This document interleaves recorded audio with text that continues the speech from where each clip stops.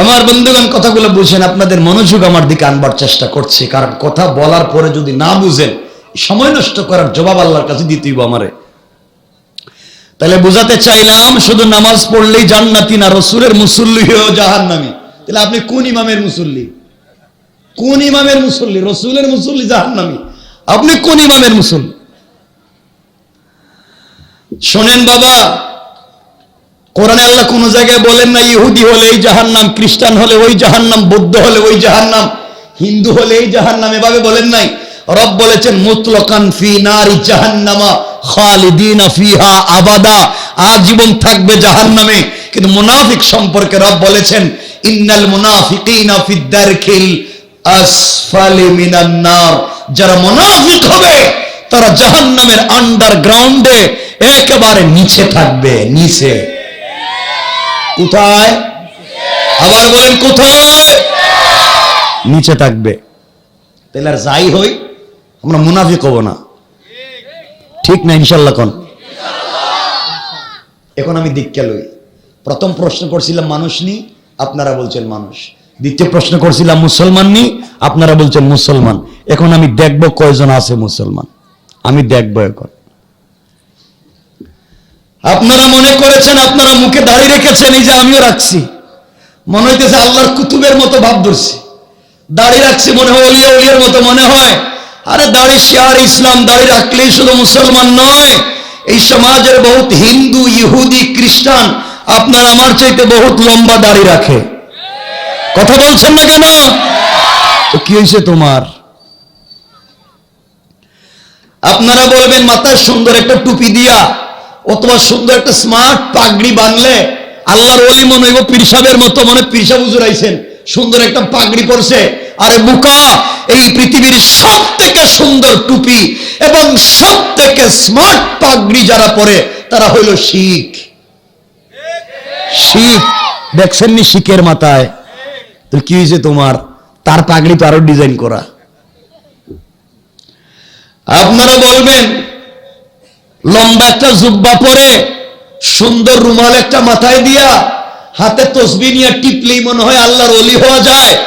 আরে আপনাদের জানবার বিষয়, এই পৃথিবীতে সব থেকে লম্বা জুব্বা, সব থেকে সুন্দর রুমাল দিয়া লম্বা তসবিহ নিয়ে যারা টিপে, এগুলা বেশিরভাগ ইহুদি খ্রিস্টানদের পুপ। ঠিক কিনা বলেন? তো কি হয়েছে? এই যে আমি একটা জুব্বা পরছি, মনে হইতেছে আল্লাহর ওলির মতো মনে হয়। এই পোশাক, এটার নাম তাকওয়া নয়। এই যে পোশাক পরেছি আমরা জুব্বা পাঞ্জাবি, এটার নাম শুধুমাত্র তাকওয়া নয়। রব বলেছেন লিবাসুত তাকওয়া, এটা হচ্ছে তাকওয়ার পোশাক, তাকওয়া নয়। তাকওয়া এখানে, আর তাকওয়া হা হুনা, আর তাকওয়া হা হুনা, আর তাকওয়া হা হুনা। তাকওয়া হলো দিনের ব্যাপার। এই জন্য সমাজের বহুত দাড়িওয়ালা, বহুত টুপিওয়ালা, বহুত পাগড়িওয়ালা, বহুত পাঞ্জাবিওয়ালা, বহুত জুব্বাওয়ালা এই সমাজের বহুত বড় বড় বদমাইশ। ঠিক কি নজরে বলে?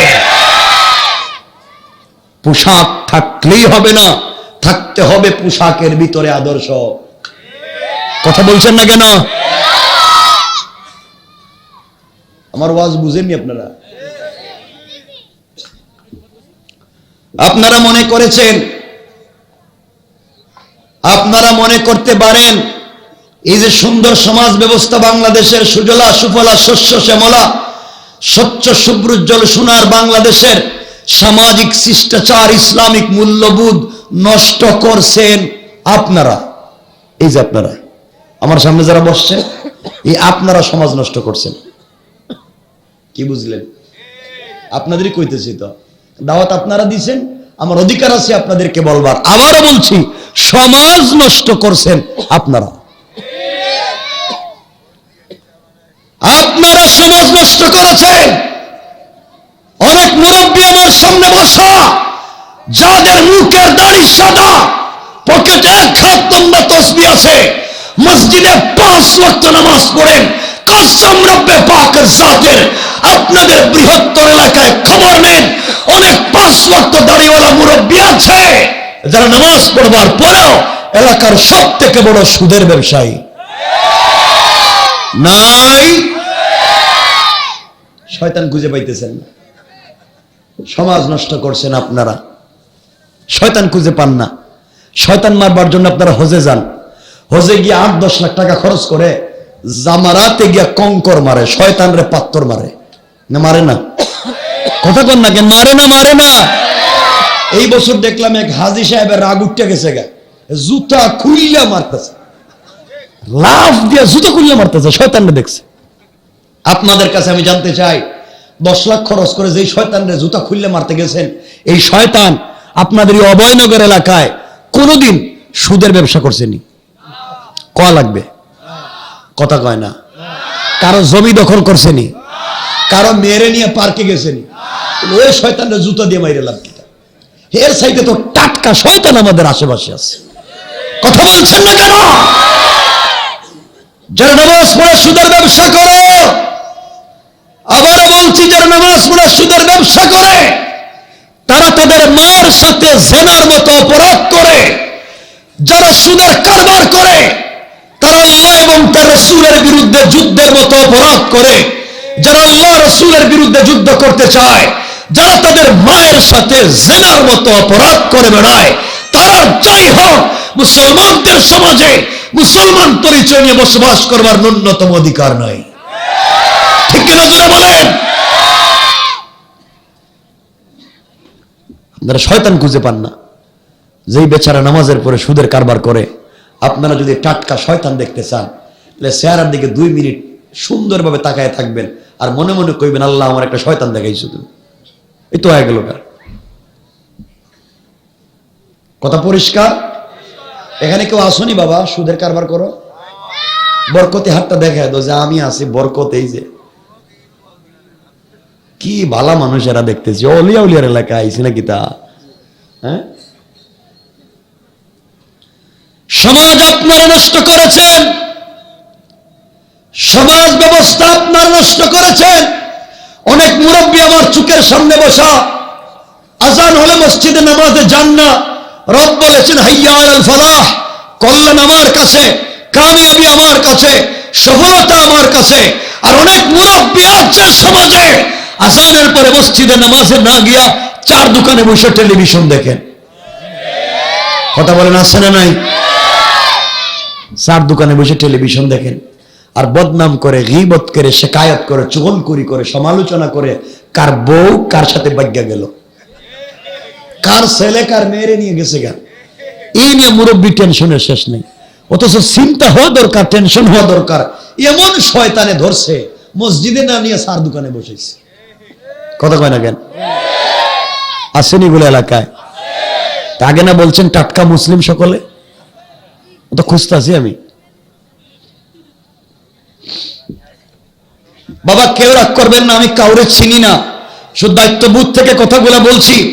যারা ভিলেজ পলিটিক্স করেন, গ্রামের রাজনীতি করেন, এলাকার মরল, এলাকার মাতবর, এলাকার মাতব্বর, এলাকার বিচারী, পঞ্চায়েতের মুরব্বী, সকল খারাপ না, ভালো মানুষ আছে। কিন্তু সমাজে এমন মরল, মাতব্বর, পঞ্চায়েতের মুরব্বী আছে যারা গ্রামে 1 কাপ রং চা খাইয়া এদিকের বিচারকে এদিকে দিয়ে দেয়। নাই? আর একটু জোরে পড়ি আলহামদুলিল্লাহ। খুব বেশি কথা বলবো না, আমরা কম সময়ে কিছু কথা শুনবার চেষ্টা করব। আপনারা যদি আমাকে সাপোর্ট করেন, সহযোগিতা করেন, আমি কিছু কথা বলতে পারবো। এজন্যে আপনাদের কাছে আমি 2টা প্রশ্ন করতে চাই। যদি আপনারা এর সদুত্তর দিতে পারেন, আমরা আলোচনাকে সংক্ষেপ করব। আর যদি উত্তর না দেন, তাহলে আমাকে আলোকে কথা বলে আলোচনাকে কথা সংক্ষেপ করতে হবে। আপনাদের কাছে আমার জানবার বিষয়, আমরা যারা এখানে বসেছি, সকলে মানুষ কিনা? বললেন না, একসাথে বলেন। আমি যা কথা বলবো এই কথার মধ্য দিয়ে আপনাদের এডুকেশন, আপনাদের কোয়ালিটি, আপনাদের সিস্টেম, এটা কিছুই আমি জানতে চাইব না। আমি শুধু কমন সেন্স, আল্লাহ প্রদত্ত মেধা, আল্লাহ যে আপনাদেরকে যে ব্রেইন দিয়েছেন, মেধা দিয়েছেন, তাকে উপলক্ষ করে আপনারা জবাব দিবেন যে আসলে আমরা কি। তো বলেন, যারা বলেছেন সকলে বলেন আমরা সকলে মানুষ। কেমনে বুঝলেন? বললেন না। আমি তো আগেই বলেছি আমার সাথে কথা বলতে হবে। মানুষ যেটা বুঝলেন কেমনে কর?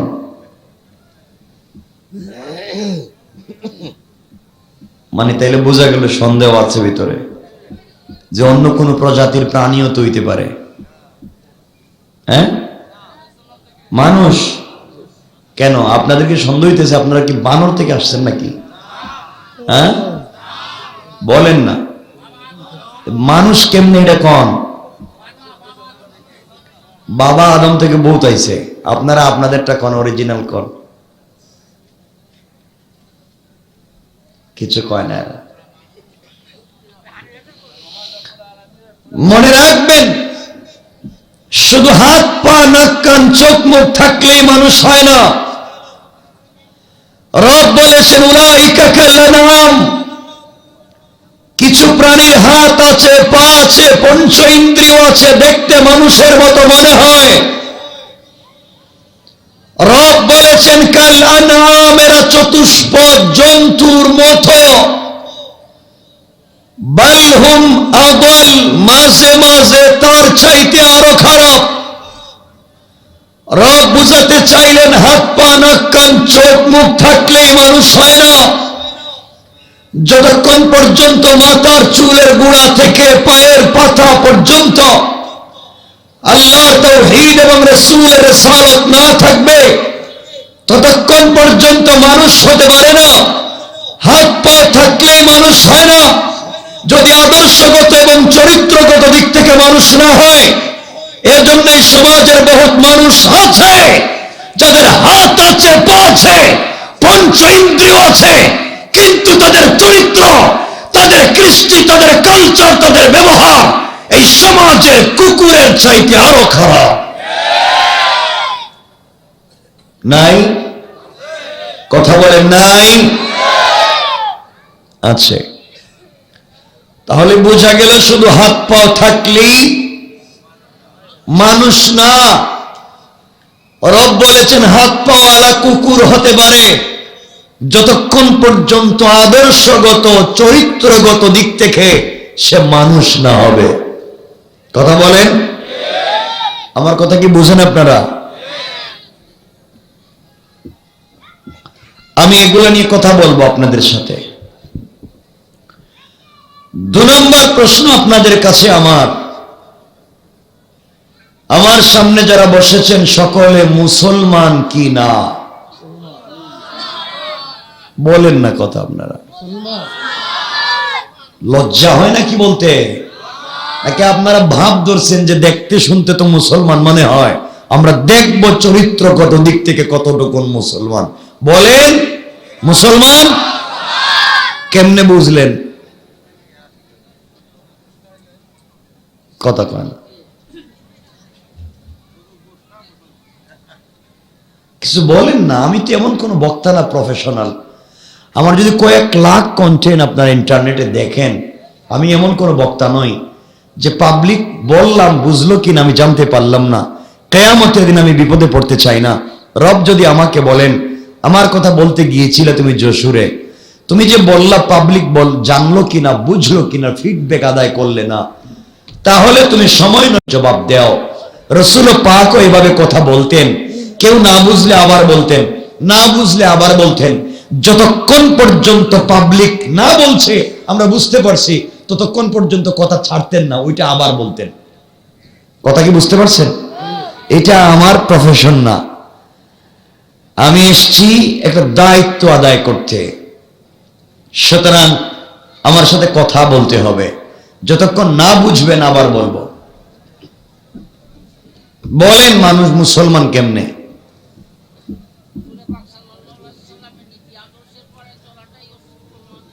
এই যে আমাদের মুরব্বী বলছেন রসুল পাক ইসলামের নীতি আদর্শের উপরে চলাই আমরা মুসলমান। মাশাআল্লাহ, চমৎকার বলছে। কারো কিছু জানা আছে? কিছু কয় না এরা?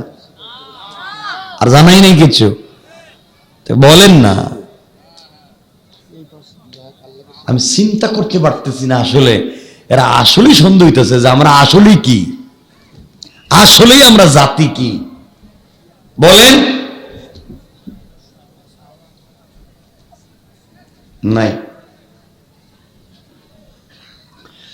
আপনারা মনে করতে পারেন এই কথার ভিত্তিতে আমরা কালিমা পড়েছি, আমরা কালিমা জানি, আমরা কালিমা বুঝি, আমরা কালিমা পড়ি, এই জন্য আমরা মুসলিম। ঠিক না? কথা বলে না কেন? মনে রাখবেন, শুধু কালিমা জানলে বুঝলে পড়লেই মুসলমান হওয়া যায় না। কালেমা জানলে বুঝলে পড়লেই শুধু মুসলমান হওয়া যায় না।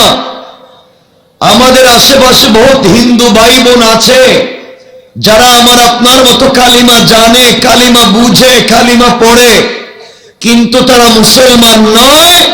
কারণ আত্মিক দিক থেকে আল্লাহর তাওহীদ আর লিবাসের দিক থেকে রাসূলের রিসালাত বাস্তব জীবনে বাস্তবায়িত করতে পারে নাই। এই জন্য কালিমা জানবার বুঝবার পরেও তারা মুসলমান না। কথা বলেন না কেন? মনে রাখবেন, কালিমা জানলে বুঝলে পড়লেই মুসলমান না কেন? যারা ইউনিভার্সিটিতে পড়েছেন অথবা ইউনিভার্সিটিতে পড়েন, আপনারা জানেন ইসলামিক ফ্যাকাল্টিতে, ইসলামিক স্টাডিজে, ইসলামিক হিস্টোরিতে অনেক স্টুডেন্ট আছে। মুসলমানদের পাশাপাশি অনেক হিন্দু ছেলেমেয়েরাও ইসলামিক স্টাডিজের ছাত্র নাই? অনেক অনেক শত শত। তারা কোরআন থিসিস করে, কোরআন অ্যানালাইজ করে, কোরআন গবেষণা করে, রাসূল পাকের জিন্দেগি গবেষণা করে পিএইচডি ডিগ্রি নিয়ে ডক্টর হয়। আপনাদের কাছে জানতে চাই, যারা ডক্টর হলো ইসলামিক ফ্যাকাল্টিতে পড়ে, তারা কোরআন জানে নাকি জানে না? বলেন, রাসূল পাকের জিন্দেগি জানে নাকি জানে না? তারা জেনে বুঝেই তো ডক্টর হয়েছে, জেনে বুঝেই থিসিস করেছে, গবেষণা করেছে। ডক্টর হওয়ার পরেও তারা মুসলমান নয় কেন? তারা কোরআন জানছে, বুঝছে, পড়ছে, গবেষণা করছে, অ্যানালাইজ করছে, পিএইচডি করছে, ডক্টর হয়েছে, সব ঠিক, কিন্তু বাস্তব জীবনে আল্লাহর তাওহীদ এবং রাসূলের রিসালাতকে প্রতিষ্ঠা করতে পারে নাই। বিদায় জানার পরও মুসলমান তারা হতে পারে নাই। কথা কি বুঝতে পারছেন আমার? তাহলে বোঝা গেল শুধু জানলে বুঝলে পড়লেই হবে না, আদর্শগত দিক থেকে মানতে হবে। আমার কথা বুঝেননি আপনারা? 2 নাম্বার, আপনারা অনেকে আমার সামনে বসেছেন, আপনারা বলবেন আমরা নামাজ পড়ি, মসজিদে গিয়ে নামাজ পড়ি, এই জন্য আমরা মুসলিম। আমি আমার দিলে হাত দিয়ে বলছি, শুধু নামাজ পড়লেই মুসলমান হওয়া যায় না। এই সমাজের বহুত মুনাফিক আছে যারা মসজিদের ভিতরে নামাজ দাঁড়িয়ে আল্লাহকে মানে, কিন্তু মসজিদ থেকে বের হয়ে সমাজের কোন কাজে আল্লাহর হুকুম আর রাসূলের তরিকা মানে না। ঠিক কিনা বলেন? নাই? আছে। রাসূল পাকের পিছনে অনেকেই সালাত পড়েছে, আমার নবীজি পিছনে অনেকেই সালাত পড়েছে, মাঝে মাঝে ইকামত দিয়েছে, রাসূলের দস্তারখানে খাবার খেয়েছে, রাসূলের মতো জুব্বা পরে মদিনার বাজারে ঘুরে বেরিয়েছে। রব বলেছেন পয়গম্বরে আরবি, ইদা জাকাল মুনাফিকুন, ইয়া রাসূলুল্লাহ, আপনার মুসল্লি আপনার পিছনে সালাত পড়ে, আপনার দস্তারখানে খাবার খায়, আপনার মতো জুব্বা পরে মদিনার বাজারে ঘুরে বেড়ায়, ইয়া রাসূলুল্লাহ, এরা নামাজে মুনাফিক। কথা বলেন না কেন? নাই? বলেন নাই? আল্লাহ এখানে আব্দুল্লাহ ইবনে উবাই, যাকে তার মায়ের বংশ থেকে ইবনে সালুল নামে চিনি, আব্দুল্লাহ ইবনে উবাই ইবনে সালুলকে উপলক্ষ করে রব বলেছেন পয়গম্বর আরবি, আব্দুল্লাহ ইবনে উবাই আপনার পিছনে সালাত পড়ে, আব্দুল্লাহ ইবনে উবাই আপনার দস্তারখানে খাবার খায়, আব্দুল্লাহ ইবনে উবাই মদিনার বাজারে আপনার মতো জুব্বা পরে ঘুরে বেড়ায়।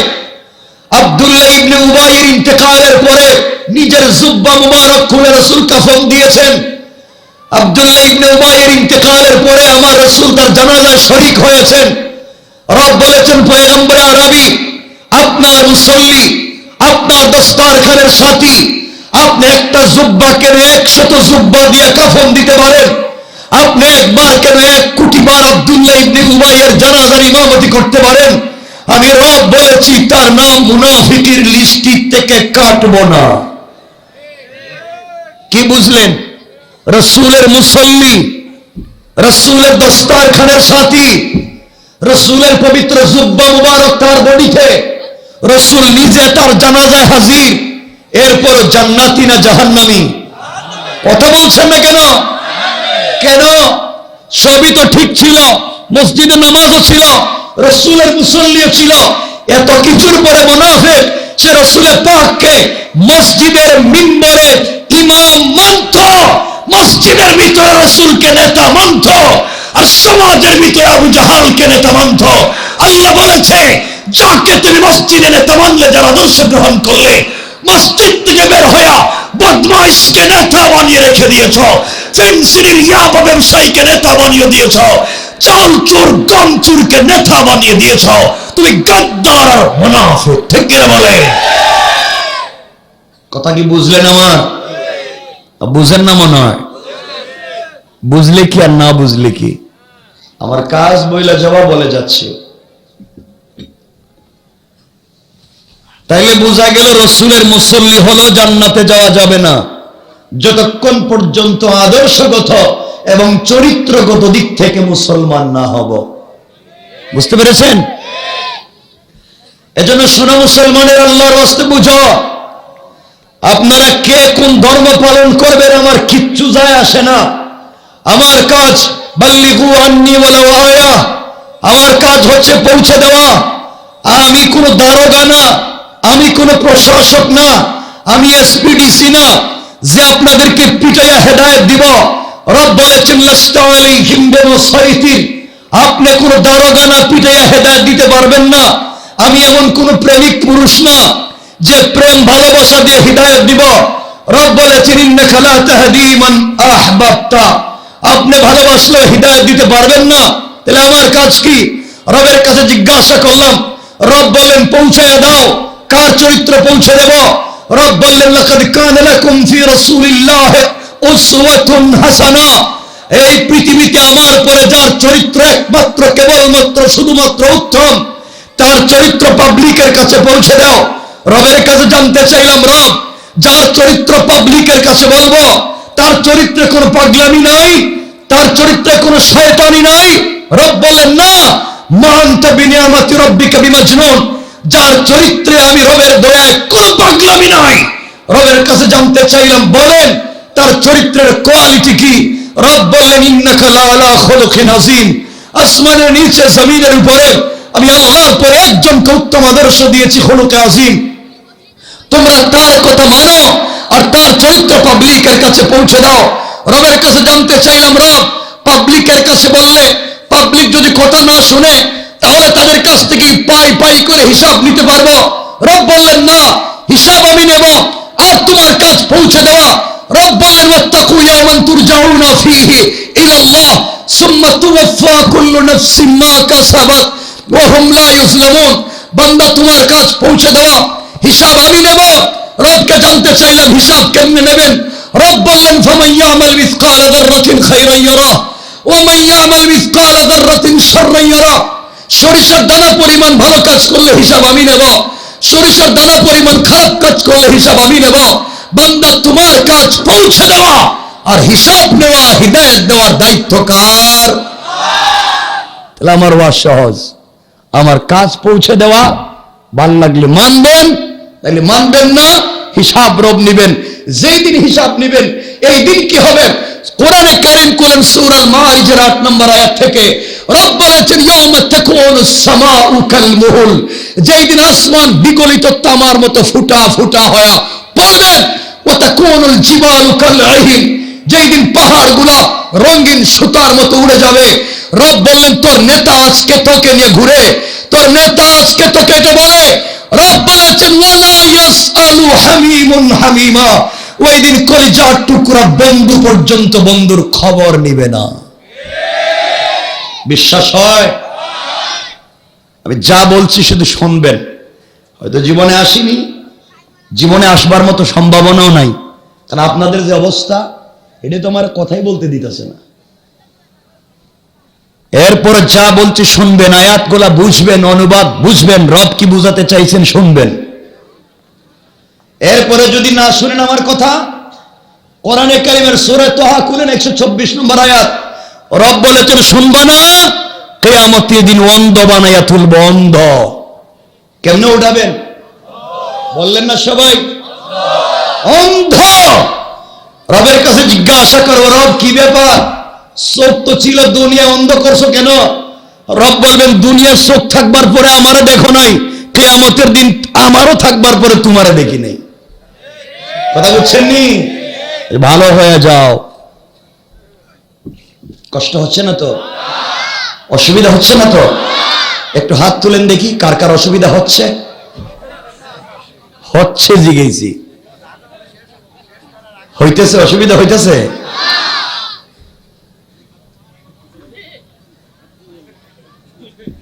আমার বন্ধুগণ কথাগুলো বুঝেন, আপনাদের মনোযোগ আমার দিকে আনবার চেষ্টা করছি, কারণ কথা বলার পরে যদি না বুঝেন সময় নষ্ট করার জবাব আল্লাহর কাছে দিতেইব আমারে।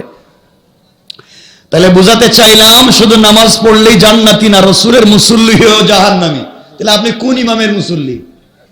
কোন ইমামের মুসল্লি? রাসূলের মুসল্লি জাহান্নামী, আপনি কোন ইমামের মুসল্লি? শোনেন বাবা, কোরআনে আল্লাহ কোন জায়গায় বলেন না ইহুদি হলে এই জাহান্নাম, খ্রিস্টান হলে ওই জাহান্নাম, বৌদ্ধ হলে ওই জাহান্নাম, হিন্দু হলে এই জাহান্নাম, এভাবে বলেন নাই। রব বলেছেন মুতলাকান ফি নারি জাহান্নামা খালিদিনা ফিহা আবাদা, আজীবন থাকবে জাহান্নামে। কিন্তু মুনাফিক সম্পর্কে রব বলেছেন ইন্নাল মুনাফিকিনা ফিদ দারকিল আসফালি মিনান নার, যারা মুনাফিক হবে তারা জাহান্নামের আন্ডারগ্রাউন্ডে একেবারে নিচে থাকবে। নিচে কোথায়? আবার বলেন কোথায়? নিচে থাকবে। তাহলে আর যাই হই আমরা মুনাফিক হব না, ঠিক না? ইনশাল্লাহ। কোন এখন আমি দীক্ষা লই। প্রথম প্রশ্ন করছিলাম মানুষ নি, আপনারা বলছেন মানুষ। দ্বিতীয় প্রশ্ন করছিলাম মুসলমান নি, আপনারা বলছেন মুসলমান। এখন আমি দেখব কয়জন আছে মুসলমান, আমি দেখব। এখন আপনারা মনে করেছেন আপনারা মুখে দাড়ি রেখেছেন, এই যে আমিও রাখছি, মনে হইতেছে আল্লাহর কুতুবের মতো ভাব ধরছি। দাড়ি রাখছি মনে হয় ওলিয়া ওলিয়ার মতো মনে হয়। আরে দাড়ি শিয়ার ইসলাম, দাড়ি রাখলেই শুধু মুসলমান নয়, এই সমাজের বহুত হিন্দু, ইহুদি, খ্রিস্টান আপনার আমার চাইতে বহুত লম্বা দাড়ি রাখে। কথা বলছেন না কেন? তো কি হয়েছে তোমার? আপনারা বলবেন মাথায় সুন্দর একটা টুপি দিয়া অথবা সুন্দর একটা স্মার্ট পাগড়ি বাঁধলে আল্লাহর ওলি মনে হইব পীর সাহেবের মতো, মনে পীর সাহেব হুজুর আইছেন, সুন্দর একটা পাগড়ি পরছে। আরে বোকা, এই পৃথিবীর সব থেকে সুন্দর টুপি এবং সব থেকে স্মার্ট পাগড়ি যারা পরে তারা হইল শিখ। শিখ দেখছেন নি? শিখের মাথায় তো কি হয়েছে তোমার? তার পাগড়ি তো আরো ডিজাইন করা।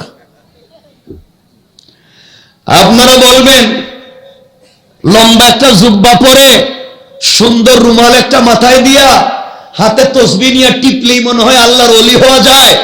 আরে আপনাদের জানবার বিষয়, এই পৃথিবীতে সব থেকে লম্বা জুব্বা, সব থেকে সুন্দর রুমাল দিয়া লম্বা তসবিহ নিয়ে যারা টিপে এগুলা বেশিরভাগ ইহুদি খ্রিস্টানদের পুপ। ঠিক কিনা বলেন? তো কি হয়েছে? এই যে আমি একটা জুব্বা পরছি, মনে হইতেছে আল্লাহর ওলির মতো মনে হয়। এই পোশাক, এটার নাম তাকওয়া নয়। এই যে পোশাক পরেছি আমরা জুব্বা পাঞ্জাবি, এটার নাম শুধুমাত্র তাকওয়া নয়। রব বলেছেন লিবাসুত তাকওয়া, এটা হচ্ছে তাকওয়ার পোশাক, তাকওয়া নয়। তাকওয়া এখানে, আর তাকওয়া হা হুনা, আর তাকওয়া হা হুনা, আর তাকওয়া হা হুনা। তাকওয়া হলো দিনের ব্যাপার। এই জন্য সমাজের বহুত দাড়িওয়ালা, বহুত টুপিওয়ালা, বহুত পাগড়িওয়ালা, বহুত পাঞ্জাবিওয়ালা, বহুত জুব্বাওয়ালা, এই সমাজের বহুত বড় বড় বদমাশ। ঠিক কি নজরে বলে? পোশাক থাকলেই হবে না, থাকতে হবে পোশাকের ভিতরে আদর্শ। কথা বলছেন না কেন? আমার ওয়াজ বুঝেননি আপনারা? আপনারা মনে করেছেন, আপনারা মনে করতে পারেন এই যে সুন্দর সমাজ ব্যবস্থা বাংলাদেশের, সুজলা সুফলা শস্য শ্যামলা স্বচ্ছ সুব্রুজ্জ্বল সোনার বাংলাদেশের সামাজিক শিষ্টাচার ইসলামিক মূল্যবোধ নষ্ট করছেন আপনারা। এই যে আপনারা আমার সামনে যারা বসছেন, এই আপনারা সমাজ নষ্ট করছেন। কি বুঝলেন? আপনাদেরই কইতেছি তো, দাওয়াত আপনারা দিছেন, আমার অধিকার আছে আপনাদেরকে বলবার। আবারও বলছি, সমাজ নষ্ট করছেন আপনারা। আপনারা সমাজ নষ্ট করেছেন। অনেক মুরব্বী আমার সামনে বসা, যাদের মুখের দাড়ি সাদা, পকেটে এক হাত লম্বা তসবিহ আছে, মসজিদে 5 ওয়াক্ত নামাজ পড়েন, কসম রব্বে পাকের জাতের, আপনাদের বৃহত্তর এলাকায় খবর নেন, অনেক 5 ওয়াক্ত দাড়িওয়ালা মুরব্বী আছে যারা নামাজ পড়বার পরেও এলাকার সব থেকে বড় সুদের ব্যবসায়ী। নাই? শয়তান খুঁজে পাইতেছেন না। সমাজ নষ্ট করছেন আপনারা, শয়তান খুঁজে পান না। শয়তান মারবার জন্য আপনারা হজে যান, হজে গিয়ে 8-10 লাখ টাকা খরচ করে জামারাতে গিয়া কঙ্কর মারে, শয়তানরে পাত্তর মারে না? মারে না? কথা কন না কেন? মারে না? মারে না? এই বছর দেখলাম এক হাজী সাহেবের রাগ উঠতে গেছে গা, জুতা খুইলা মারতেছে, লাফ দিয়ে জুতা খুইলা মারতেছে, শয়তানরে দেখছে। আপনাদের কাছে আমি জানতে চাই, 10 লাখ খরচ করে যেই শয়তানরে জুতা খুইলা মারতে গেছেন, এই শয়তান আপনাদের এই অভয়নগর এলাকায় কোনোদিন সুদের ব্যবসা করছেনি? কয়া লাগবে? কথা কয় না। কারো জমি দখল করছেনি? কারো মেরে নিয়ে পার্কে গেছেনি? ওই শয়তানরে জুতা দিয়ে মাইরে লাভ কি? এর সাইডে তো টাটকা শয়তান আমাদের আশেপাশে আছে। কথা বলছেন না কেন? যারা নামাজ পড়ে সুদের ব্যবসা করে, আবারও বলছি, যারা নামাজ পড়ে সুদের ব্যবসা করে, তারা তাদের মায়ের সাথে জেনার মতো অপরাধ করে। যারা সুদের কারবার করে, তারা আল্লাহ এবং তার রাসূলের বিরুদ্ধে যুদ্ধের মতো অপরাধ করে। যারা আল্লাহ রাসূলের বিরুদ্ধে যুদ্ধ করতে চায়, যারা তাদের মায়ের সাথে জেনার মতো অপরাধ করে বেড়ায়, তারা যাই হোক মুসলমানদের সমাজে মুসলমান পরিচয় নিয়ে বসবাস করবার ন্যূনতম অধিকার নাই। ঠিক কিনা জোরে বলেন? আপনারা শয়তান খুঁজে পান না, যেই বেচারা নামাজের পরে সুদের কারবার করে। আপনারা যদি টাটকা শয়তান দেখতে চান, তাহলে চেহারার দিকে 2 মিনিট সুন্দরভাবে তাকায় থাকবেন, আর মনে মনে কইবেন, আল্লাহ আমার একটা শয়তান দেখাইছো তুমি। এই তো হয়ে গেল। কথা পরিষ্কার? এখানে কেউ আসনি বাবা সুদের কারবার করো? বরকতে হাতটা দেখায় তো যে আমি আছি বরকত। এই যে কি ভালো মানুষেরা দেখতেছি, অলিয়া উলিয়ার এলাকায় আইছি নাকি তা? হ্যাঁ, সমাজ আপনারা নষ্ট করেছেন, সমাজ ব্যবস্থা আপনারা নষ্ট করেছেন। অনেক মুরব্বী আমার চোখের সামনে বসা, আজান হলে মসজিদে নামাজে যান না। রব বলেছেন হাইয়া আলাল ফালাহ, কল্যাণ আমার কাছে, কামিয়াবি আমার কাছে, সফলতা আমার কাছে। আর অনেক মুরব্বী আছে সমাজে, আজানের পরে মসজিদে নামাজে না গিয়া 4 দোকানে বসে টেলিভিশন দেখেন। কথা বলেন আছে না নাই? 4 দোকানে বসে টেলিভিশন দেখেন, আর বদনাম করে, গীবত করে, শিকায়ত করে, চুগলখড়ি করে, সমালোচনা করে, কার বউ কার সাথে বাগ্যা গেল, কার ছেলে কার মেয়েরে নিয়ে গেছে গা, এই নিয়ে মুরব্বী টেনশনের শেষ নেই। অথচ চিন্তা হওয়া দরকার, টেনশন হওয়া দরকার। এমন শয়তানে ধরছে মসজিদে না নিয়ে সার দোকানে বসেছে। কথা কয় না কেন? আসেন এগুলো এলাকায়? আগে না বলছেন টাটকা মুসলিম সকলে, তো খুঁজতেছি আমি। বাবা কেউ রাগ করবেন না, আমি কাউরে চিনি না, শুধু দায়িত্ববোধ থেকে কথাগুলো বলছি। যারা ভিলেজ পলিটিক্স করেন, গ্রামের রাজনীতি করেন, এলাকার মরল, এলাকার মাতবর, এলাকার মাতব্বর, এলাকার বিচারী, পঞ্চায়েতের মুরব্বী, সকল খারাপ না, ভালো মানুষ আছে।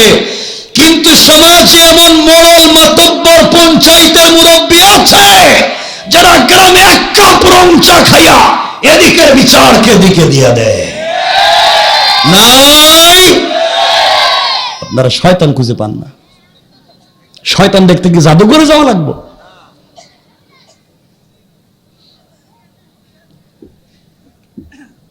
সমাজে এমন মুরব্বীর অভাব নাই, 1000 টাকা হাতে ধরাইয়া দিলে ডাইনের বিচারে বাম বানাইয়া দেয়। এমন মুরব্বী আছে গ্রামে 2 জন দিয়া মাইল লাগাইয়া এর কাছ থেকে 500 লয়, এর কাছ থেকে 500 লয়, হেডেই তার ব্যবসা। বলবেন নাই? বলেন নাই? আছে।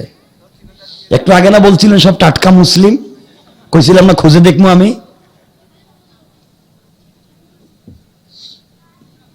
অনেক মুরব্বী আছে সমাজে, বিধবা নারী সম্পত্তি খুঁজে পায় না, বড় মুরব্বীর কাছে বিচার চাইতে গিয়েছিল, বিচার করে দেয় নাই, উল্টা বিধবার বেইজ্জতি করেছে, চরিত্র নষ্ট করেছে।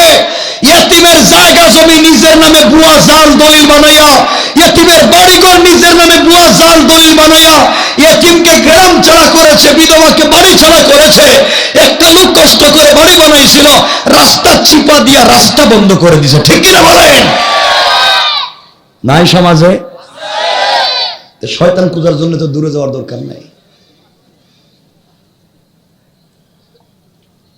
কষ্ট পাইতেছেন মনে আমার কথা? আপনারা একটু হাত দেখান না, কারা কারা কষ্ট পাইছেন? পাইতেছেন নি কষ্ট?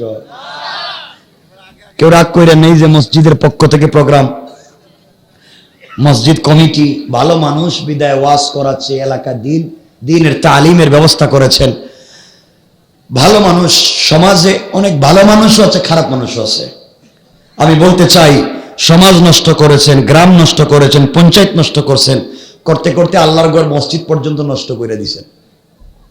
এরা কইরেন না, বইলা দিই, 1 মিনিটে বইলে দিই নাকি? বেশি বলবো না, সামাজিক অবক্ষয়। সমাজ আপনারা নষ্ট করেছেন। খবর নেন আপনাদের বৃহত্তর এলাকায় ম্যাক্সিমাম মসজিদের সভাপতি সুদখোর, ক্যাশিয়ার ঘুষখোর, সেক্রেটারি দুর্নীতিবাজ, চাঁদাবাজ, বদমাইশ, ফেন্সিডিল ব্যবসায়ী, ইয়াবা ব্যবসায়ী, ইয়েতিমের জায়গা দখল করে, বিধবার বাড়ি দখল করে, রাস্তাঘাটে চাঁদাবাজি করে, জায়গা কিনতে চাঁদা নেয়, জায়গা বিক্রি করতে চাঁদা নেয়, সব খাইয়া এরপরে মসজিদের দায়িত্বশীল হয়েছে। নাই?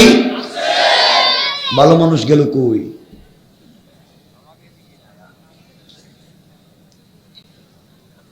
ভালো হয়ে যান। আমি আসছি, আর দিলে দিলে তামান্না করেছি, রব এখানে যদি সামাজিক অবক্ষয় থাকে আমি যেন এগুলা নিয়ে কথা বলতে পারি। সমাজ নষ্ট করেছেন আপনারা। আপনাদের এলাকার বহুত বাচ্চারা আজকাল মসজিদে নামাজে যায়, যে বাচ্চারা 8-10 বছরের বাচ্চারা, আর কিছু মুসল্লি আছে দেখবেন এদেরকে ধাক্কা বাইর করে দেয়। এগুলো এলাকা আছে না, আল্লাহ জানে। ওটাও আছে, হ্যাঁ,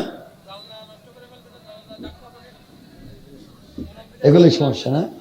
বাচ্চারা মসজিদে গিয়ে দুষ্টামি করে না? কি করে? মারামারি, কথা কয় না, চিল্লাচিল্লি করে, দুষ্টামি করে, দৌড়াদৌড়ি করে, ঠিক না? সব মানছে, বাচ্চারা মসজিদে যায়, মারামারি করে, চিল্লাচিল্লি করে, দুষ্টামি করে, ঝগড়া করে, সব ঠিক মানছি। কিন্তু বাহির করে দিতে কইছে কেডা? এটা কোন? হ্যাঁ, এটা আপনারা বলেন, বাহির করে দিতে কইছে কেডা? শয়তান। এটা কই শয়তান কইছে।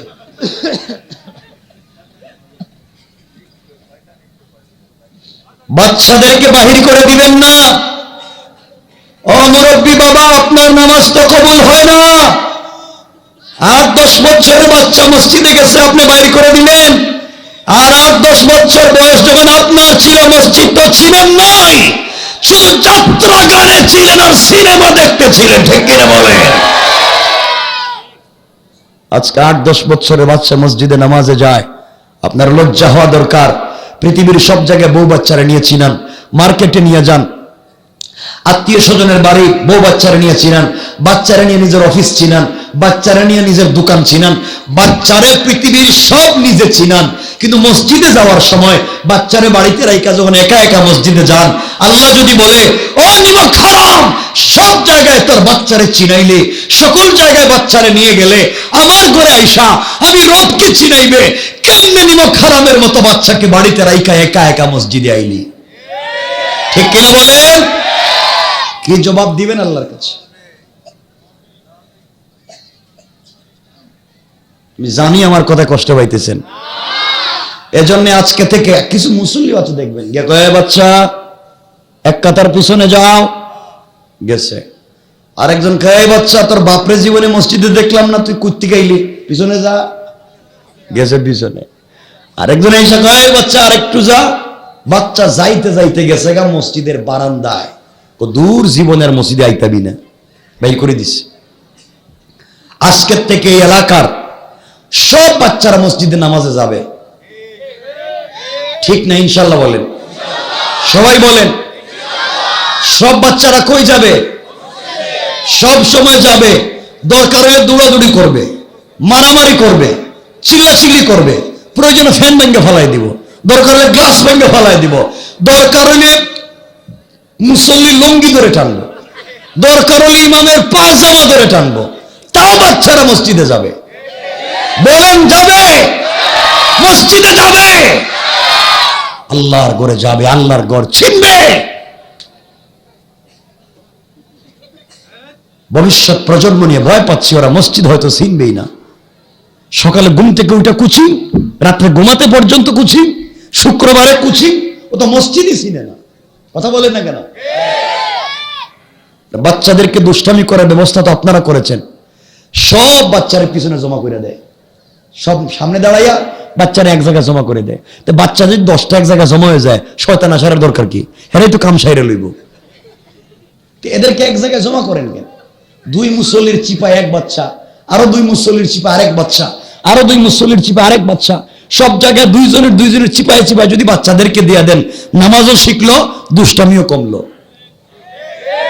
ঠিক কিনা বলেন?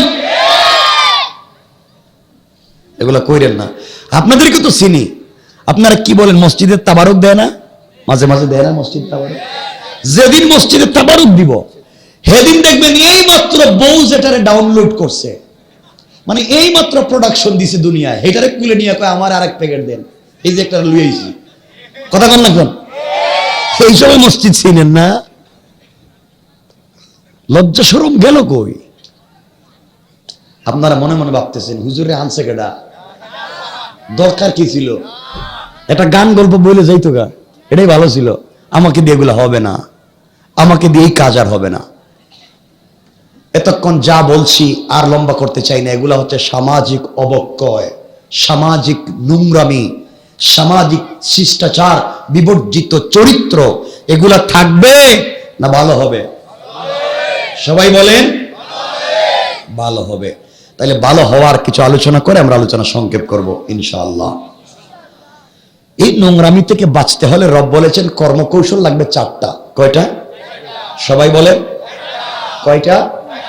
4 গুণ যদি অর্জন করতে পারেন তো আপনার সমাজের বিশৃঙ্খলা দূর হবে, সমাজে শান্তি ফিরে আসবে। সুবহানাল্লাহ বলেন। আমার মুসলমান বন্ধুগণ, গভীর মনোযোগ। আল্লাহ রাব্বুল ইজ্জত ওয়াল জালাল আখিরি জামানার পয়গম্বর সরকারে কায়নাত, দো জাহানের সরদার, নবী রহমত জনাবে মুহাম্মদ রাসূলুল্লাহ সাল্লাল্লাহু আলাইহি ওয়াসাল্লাম কি জানিয়ে দিয়েছেন পয়গম্বর আরবি, দুনিয়ার জমিনে যারা নিজেকে আমি আল্লাহর গোলাম দাবি করবে, আশিক রাসূল দাবি করবে, আমি আল্লাহর গোলাম নিজেকে মনে করবে, আমার বান্দার কোয়ালিটি গুণ কন্ডিশন কেমন হবে আল্লাহ বললেন। আমার আল্লাহ কোরআনে কারীমের 19 নম্বর পারা 25 নম্বর সূরা সূরা আল ফুরকানের 63 নম্বর আয়াত থেকে আমার আল্লাহ বললেন, ওয়া ইবাদুর রাহমানিল্লাযীনা ইয়ামশুনা আলাল আরদি হাওনা।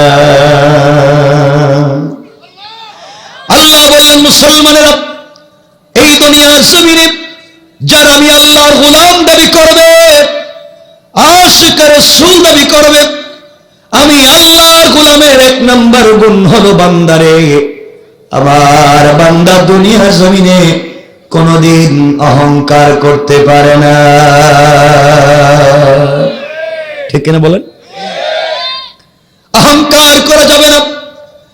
এই জন্য বৃহত্তর যশোর এলাকায় আল্লাহ যাদেরকে বড় আলিম বানিয়ে দিয়েছেন, শেখুল হাদিস, মুফতি, মুহাদ্দিস, খতিব বানিয়েছেন, ইউনিভার্সিটির রেক্টর বানিয়েছেন, কলেজের অধ্যক্ষ, অধ্যাপক, প্রফেসর বানিয়েছেন, জ্ঞানী বানিয়েছেন, আপনি আপনার জ্ঞানের কারণে অহংকার করতে পারেন না।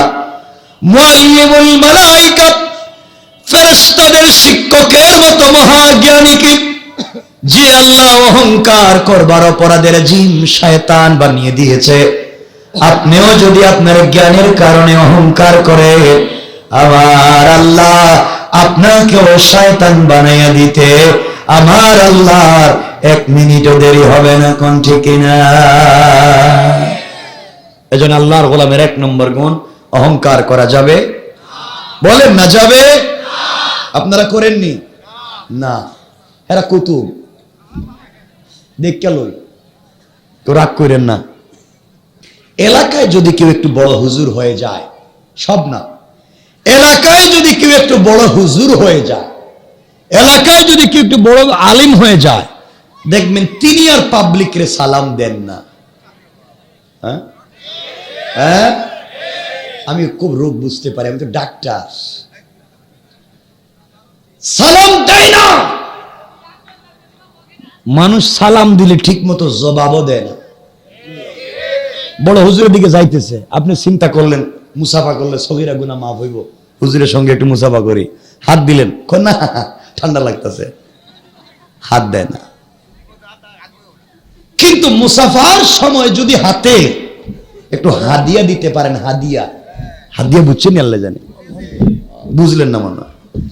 মুসাফার সময় যদি হাতে একটু হাদিয়া দেন, থ্যাংক ইউ, ভেরি গুড, আবার আইসো আরো দিও, আর যে দিল না আপনার তাড়াতাড়ি যান সিরিয়ালে আরেকজন রে দেন। বলেন আছে না নাই? তো কি এর ইসলাম? এই এলাকায় আল্লাহ যাদেরকে টাকার মালিক বানিয়েছেন, এটা তো শিল্পনগরী এলাকা। আল্লাহ যাদেরকে টাকার মালিক বানিয়েছে, মিল ফ্যাক্টরির মালিক, কলকারখানার মালিক, শিল্পের মালিক, গাড়ির মালিক, বাড়ির মালিক, ক্ষমতার মালিক বানিয়েছে, আপনি আপনার সম্পদ আর ক্ষমতার কারণে অহংকার করতে পারেন না। আপনি যদি আপনার সম্পত্তির কারণে অহংকার করেন, আমার আল্লাহ চাইলে 10 তলা থেকে থাবড়াইয়া গাছতলায় নামাইয়া দিতে আমার আল্লাহর 1 মিনিটও দেরি হবে না। কোন ঠিক কিনা? অহংকার করা যায়। মুসলমান, আল্লাহ আপনাকে টাকার মালিক বানিয়েছে, আপনার ঢাকা শহরে বাড়ি আছে, খুলনা বিভাগীয় শহরে বাড়ি আছে, কোটি টাকা দামের গাড়ি আপনি দৌড়ান, আপনার গাড়ি হেরিয়ার, আপনার গাড়ি প্রাডো, আপনার গাড়ি রেঞ্জ রোভার, আপনার গাড়ি সিআরবি, কোটি কোটি টাকা দামের গাড়ি আপনি দৌড়ান। আপনি যখন গাড়িতে উঠলেন, নিজের বাড়িতে আসবার সময় কোন একটা জায়গায় রেল ক্রসিং এ গাড়ি জেমে পড়ে গিয়েছে, আপনি কোটি টাকা দামের গাড়িতে বসা। এমন সময় একজন ভিক্ষুক ভিক্ষার ভাঙ্গা থালা নিয়ে বলছে, স্যার, আল্লাহ আপনাকে কোটি টাকা দামের গাড়িতে বসিয়েছে, আমাকে ভিক্ষার ভাঙ্গা থালা দিয়ে রাস্তায় দাঁড় করিয়ে রেখেছে, আমাকে লাখ টাকা না, 1000 টাকা না, 100 টাকা না, মাত্র 5টা টাকা সাহায্য দিয়ে যান। আমার ঘরে আমার মা বাবা প্যারালাইসিস, বাচ্চাদেরকে 3 বেলার খাবার দিতে পারি না, এই জন্য ঠান্ডার সময় ভিক্ষা করি। আপনি ভিক্ষুকের হাতে 5 টাকা দিতে পারলেন না, আপনি মনে করেছেন ফকিরের হাতে 5 টাকা দিলে আপনার সোসাইটিতে ধরবে, ভিক্ষুককে 5 টাকা দিতে গেলে আপনার ইজ্জত চলে যাবে। আপনি গাড়ির গ্লাস খুললে ময়লা ঢুকে যাবে, দুর্গন্ধ ঢুকে যাবে, বাহিরের রাস্তার ধুলাবালি ঢুকে যাবে, গাড়ির গ্লাস খুলে ফকিরকে দিলেন না। অথচ আপনি বন্ধু বান্ধব পরিবারের লোকদেরকে নিয়ে যখন KFC-তে বসেন, চাইনিজে বসে আড্ডা মারেন, 2-4 হাজার টাকা বিল তুলেন, অর্ধেক খাবার খেয়ে অর্ধেক ফেলে দেন। আসার সময় ওয়েটারকে 500-1000 টাকা বকশিশ করেন। অথচ আপনি যখন কোন প্রয়োজনে রিক্সায় উঠেন, ভ্যান গাড়িতে উঠেন, আপনি গন্তব্যে পৌঁছে যেতে চান, বৃদ্ধ ভ্যানওয়ালা আপনাকে টেনে টেনে পৌঁছায়া দেয়। স্যার, আমার মাথার গাম পায়ে ফেলে ভ্যান চালাই, বৃদ্ধ বয়সে শুধু টাকার কারণে, আপনি আমাকে 5টা টাকা বেশি দিয়ে যান। আপনি এত বড় টাকাওয়ালা, আপনি বৃদ্ধ গরিব রিক্সাওয়ালা ফকিরকে, ভ্যানওয়ালাকে 5 টাকা বেশি দিতে পারলেন না, ইচ্ছা মতো তাকে বকাবকি করলেন। সুযোগ পাইলে নিজের হাত দিয়া তারে পিটান, কোন ঠিক কিনা? আপনার এক এক জায়গায় এক এক চরিত্র। ও টাকাওয়ালা শোনো, আমার আল্লাহ চাইলে ভিক্ষুকের হাত থেকে ভিক্ষার ভাঙ্গা থালা ফেলে দিয়া, সুন্দর জামা কাপড় পরাইয়া, কোটি টাকা দামের প্রাইভেটে বসাইয়া, আপনার মতো টাকাওয়ালাকে গাড়ি থেকে বের করে ছেঁড়া কাপড় পরাইয়া, ভিক্ষুকের মতো রাস্তায় দাঁড় করাইয়া দিতে আমার আল্লাহ 1 মিনিটও দেরি হবে না, কোন ঠিক কিনা? আল্লাহ পারবেনি? বলেন পারবে কি পারবে না? ভালো হয়ে যাও, ভালো হয়ে যাও। আপনারা আপনাদের এলাকায় খবর নেন না, আজ থেকে 50 বছর আগে অনেকের গড়ে লাখ লাখ টাকা ছিল, লাখপতি ছিল অনেকেই। আজ তার ছেলে মেয়েরা মানুষের বাড়িতে কাজ কাম করে খায়, নাই? আর অনেক লোক আছে আজ থেকে 50 বছর আগে বৃষ্টি দিলে গড়ে টিন লাগাবার পয়সা ছিল না, আজ আল্লাহ তার গড়ে কোটি কোটি টাকার মালিক বানাইছে। কথা বলছেন না কেন? আছে না নাই? কে করতে পারে? আরো জোরে বলেন, কে? অহংকার করা যাবে যাবে না। তাহলে সংক্ষেপ করে করে যাই, 1 ঘন্টা হয়ে গেছে গা, কিন্তু বেশি লম্বা করবো না, কারণ পাবলিকের কষ্ট হইব না। শোনেন, কাটায় কাটায় 1 ঘন্টা হয়ে গেছে গা, বেশি লম্বা করবো না। আর শোনেন না, বলতেছি তো, মিনিট মিলাইয়া ওয়াজ করবো, কারণ ওয়াজ যাই করি না কেন, ওয়াজ করার পরে করবো হুজুর বালা না, কইছেটা কি আমাদের? ভালো কেমনি কইতাম? এই যে আপনারা আছেন, আপনাদের এলাকায় যত মসজিদ আছে, কোন মসজিদের কোন ইমাম সাহেব, এই যে আমাদের মুহতারাম খতিব সাহেব, কোন ইমাম সাহেবকে কোনোদিন দোয়া করছে, আল্লাহ আমার মুসল্লির কপালে ঠাডা ফালাও? কথা কন না, দোয়া করছে কোন ইমাম সাহেব? দোয়া করে, আল্লাহ মুসল্লির হায়াত বাড়াও, রিজিকে বরকত দাও, ব্যবসা বাণিজ্য বাড়াইয়া দাও, হেরাও খাইবো, আমারও দিব, বেতনও বাড়াইবো, ঠিক না?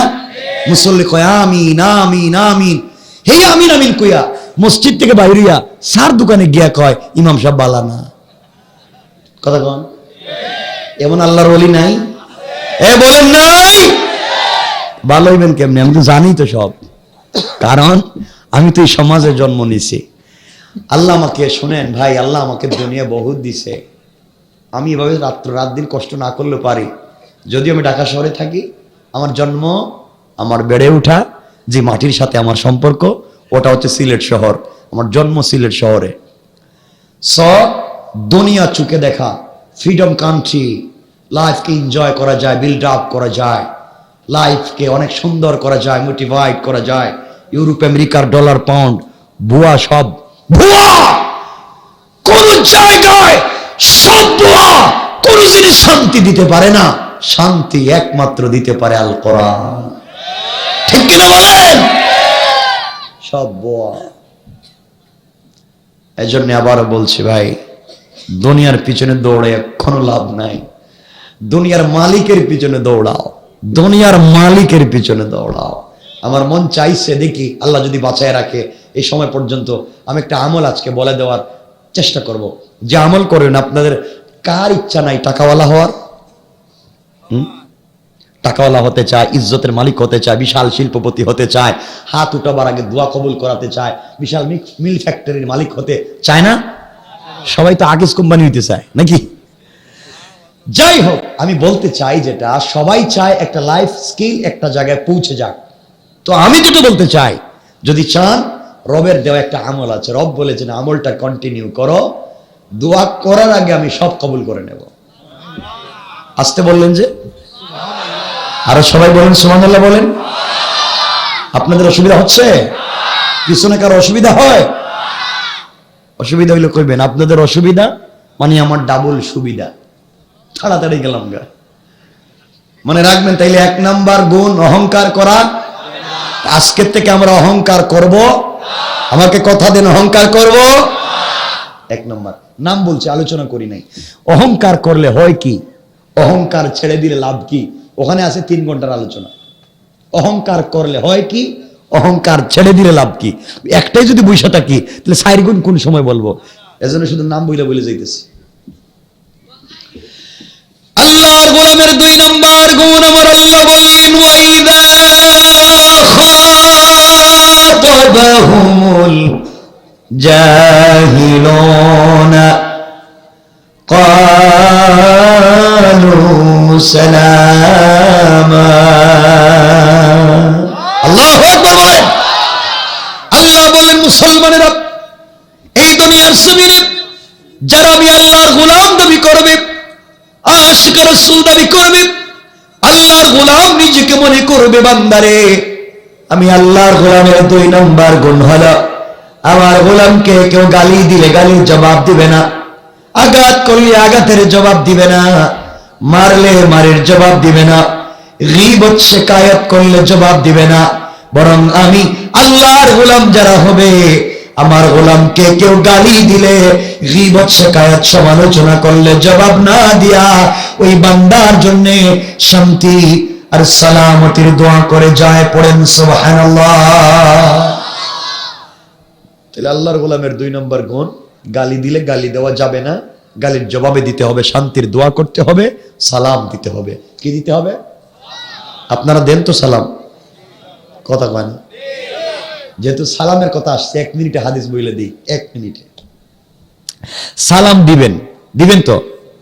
আমাদের কলিজার টুকরা মা আম্মা জান আয়েশা সিদ্দিকা রাদিয়াল্লাহু তাআলা আনহা বলেন, আমি যখন দেখতাম নবীজি সাল্লাল্লাহু আলাইহি সাল্লাম ঘরে আসতেছেন, যখন দেখতাম, তখন আমি ঘরের দরজার চিপায় দাঁড়িয়ে থাকতাম, ঘরের দরজার পর্দার আড়ালে দাঁড়িয়ে থাকতাম, নবীজি যেন আমাকে দেখতে না পান।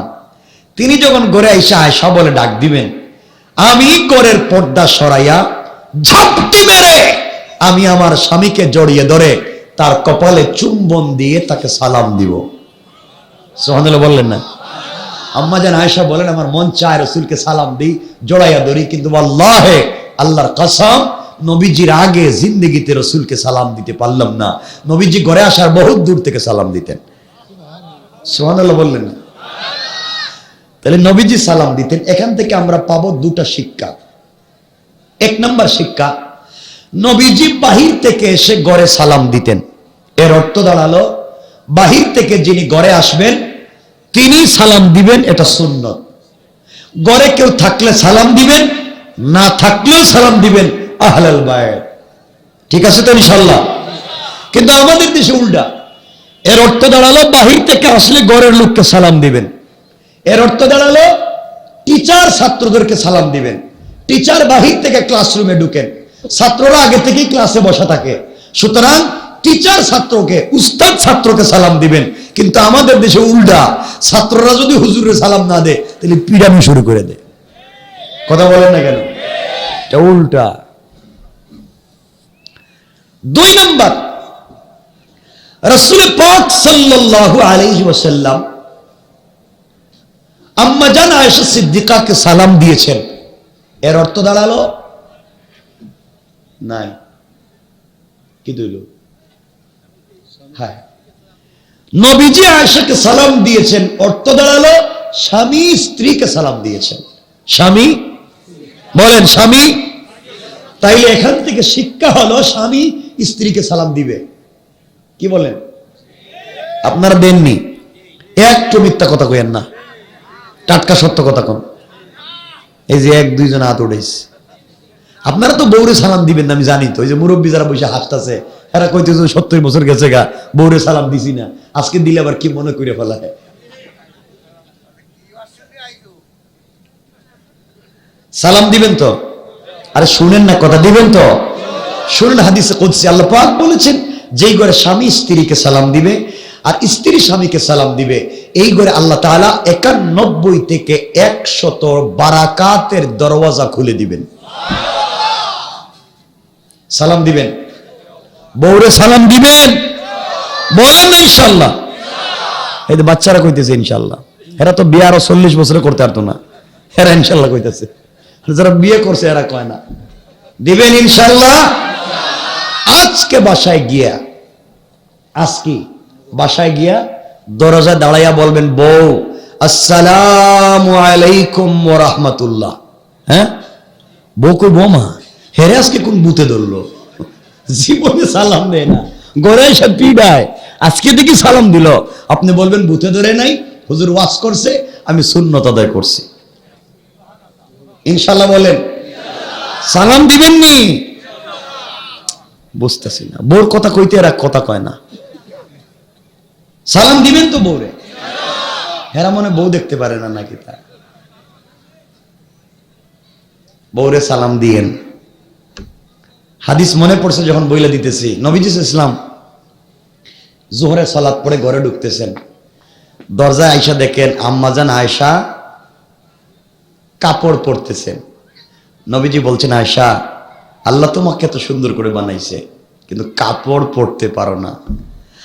আম্মাজান বলছেন, স্বামী, আল্লাহ আমাকে আল্লাহর পরে পৃথিবীতে যার স্থান তাকে আমার স্বামী বানাইছে, কিন্তু জিন্দেগিতে বউরে একদিন কাপড় পরাইয়া দিলেন না। সুবহানাল্লাহ বললেন না? নবীজির বড় লজ্জা লাগছে, তিনি আম্মাজানকে ধরলেন, এই যে আমি যেভাবে ধরছি এভাবে টাইনা টাইনা বিছানায় নিয়ে গেলেন, বিছানায় বসালেন, মাথার থেকে কাপড় সরাইয়া দিলেন, চুলের বেনি খুললেন, জাইতুন তেল চুলে দিলেন, নিজের হাতে চিরুনি নিয়া আম্মাজান আয়েশার চুলগুলা আছড়াইয়া চুল বেনি করে নিজের হাতে কাপড় পরাইয়া কুলে করে বিছানায় বসাইয়া দিছেন। বলেন সুবহানাল্লাহ বলেন। তা আপনারা করেন না কেন? হাসতাছে এরা শুধু সুন্নত সুবহানাল্লাহ শুনবো, ঘরের ভিতরে আমল করতো না। ইনশাআল্লাহ করবেন তো? সালাম দিবেন তো? হ্যাঁ, আজকের থেকে সালাম শুরু, জোরে জোরে দিবেন ঘরে, ইনশাআল্লাহ বলেন। মাঝে মাঝে ঘরে গেলে, মনে পড়ে গেছে বইলে দিয়ে 1 মিনিটে বিষয়টা, মাঝে মাঝে ঘরে গেলে বউরে নিজের হাতে খাওয়াইয়া দিয়েন। কিছু কইতেছে না কেন? আমি বুঝলাম না, আজকে এরা ওয়াজ মনে বুঝতেছে না। বলছি লজ্জা লাগে, লজ্জা, উরে আল্লাহর লজ্জা, লজ্জা লাগে। বুড়ো বয়সে তো খাওয়াইবেন, এটাই তো ভালোবাসার টাইম। বউরে নিজের হাতে খাওয়াইবেন তো, খাওয়াইবেন ইনশাআল্লাহ। তো কোন না আরে বুঝলাম না, বউর কথা কইতে এরা কথা কয় না কেন? আমার তো দায়িত্ব, আগে বলছি সামাজিক সমস্যা, এখন তো সমাজকে সুন্দরের কথা বলছি, পরিবারকে সুন্দর করার কথা বলছি। বউরে খাওয়াইবেন তো? বলেন ইনশাআল্লাহ। আপনাদেরকে আমার চিনা আছে তো? অভয়নগরের মানুষ, আপনারা তো বউরে খাওয়াইতে পারবেন না, আপনারা খাওয়াইতে পারবেন পাশের বাড়ির বাবিরে, ঠিক না? এটা কইছে ঠিক। কত খারাপ চিন্তা করেন। বউরে খাওয়াইবার কথা কইলাম, কিছু কয় না। বাবিরে খাওয়াইবার কথা কইছে, কই ঠিক। কত খারাপ হয়ে গেছে গায়রা। ভালো হয়ে যাও, স্ত্রীকে খাওয়াও। মাঝে মাঝে আপনার হাদিস শুনেন নাই যে আম্মাজান আয়েশা সিদ্দিকা রাদিয়াল্লাহু তাআলা আনহা গোশতের টুকরা মুখের ভিতরে নিয়ে চাবাইয়া প্লেটে রেখে দিতেন, আর নবীজি সাল্লাল্লাহু আলাইহি সাল্লাম এই টুকরা মুখের ভিতরে নিয়ে চাবাইতেন। আম্মাজান আয়েশা গ্লাসের যেই জায়গায় ঠুট লাগিয়ে পানি পান করতেন, নবীজি ওই জায়গায় ঠুট লাগিয়ে পানি পান করতেন। সুবহানাল্লাহ বলেন। পারবেন না আপনারা? আরে তাদের ঘরে টাকা পয়সা ছিল না, ঘর বাড়ি ছিল না, প্রেম মোহাব্বত জান্নাতি ভালোবাসা দিয়ে ঘরটা ভরপুর ছিল। সুবহানাল্লাহ বলেন। এজন্য খাওয়াইবেন তো ইনশাআল্লাহ? তো কইছেন।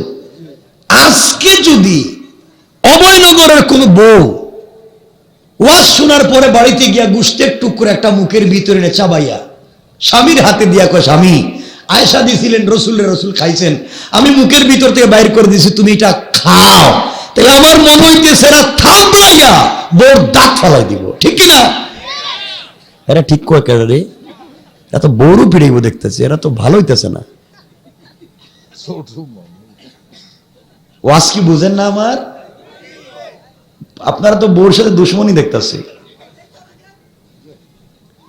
আর জোয়ান যারা বেশি বেশি কথা কইতেছ, এই যে জোয়ান বসে রইছ, তোমরা যে খারাপের খারাপ হইছ, এটা তো কেউ না জানলে আমি তো বুঝতেছি কি যে খারাপের খারাপ হইছে। এরা এরা তো আছে মোবাইল নিয়ে, ল্যাপটপ নিয়ে, আইপ্যাড নিয়ে বসে রইছে, আর কলেজের ছুটি হইলে মহিলা কলেজের গেটে দাঁড়ায় থাকে। হ্যাঁ ঠিক কয় কেটা? কত খারাপ হইছে এরা। ভালো হয়ে যাও, ভালো হয়ে যাও, জওয়ান ভালো হয়ে যাও। জওয়ানেরা তোমাদেরকে 2 মিনিটে কিছু কথা বলি, শোনো। ও যুবক, আজ আল্লাহকে ভুলে গিয়েছ, তুমি নাকি প্রেম করো, তোমার নাকি গার্লফ্রেন্ড আছে, তোমার নাকি প্রেমিকা আছে, আছে না? হারাম রিলেশন করো। আরে জওয়ান শোনো, আমি কি বলতে চাই, তোমরাও প্রেম করো।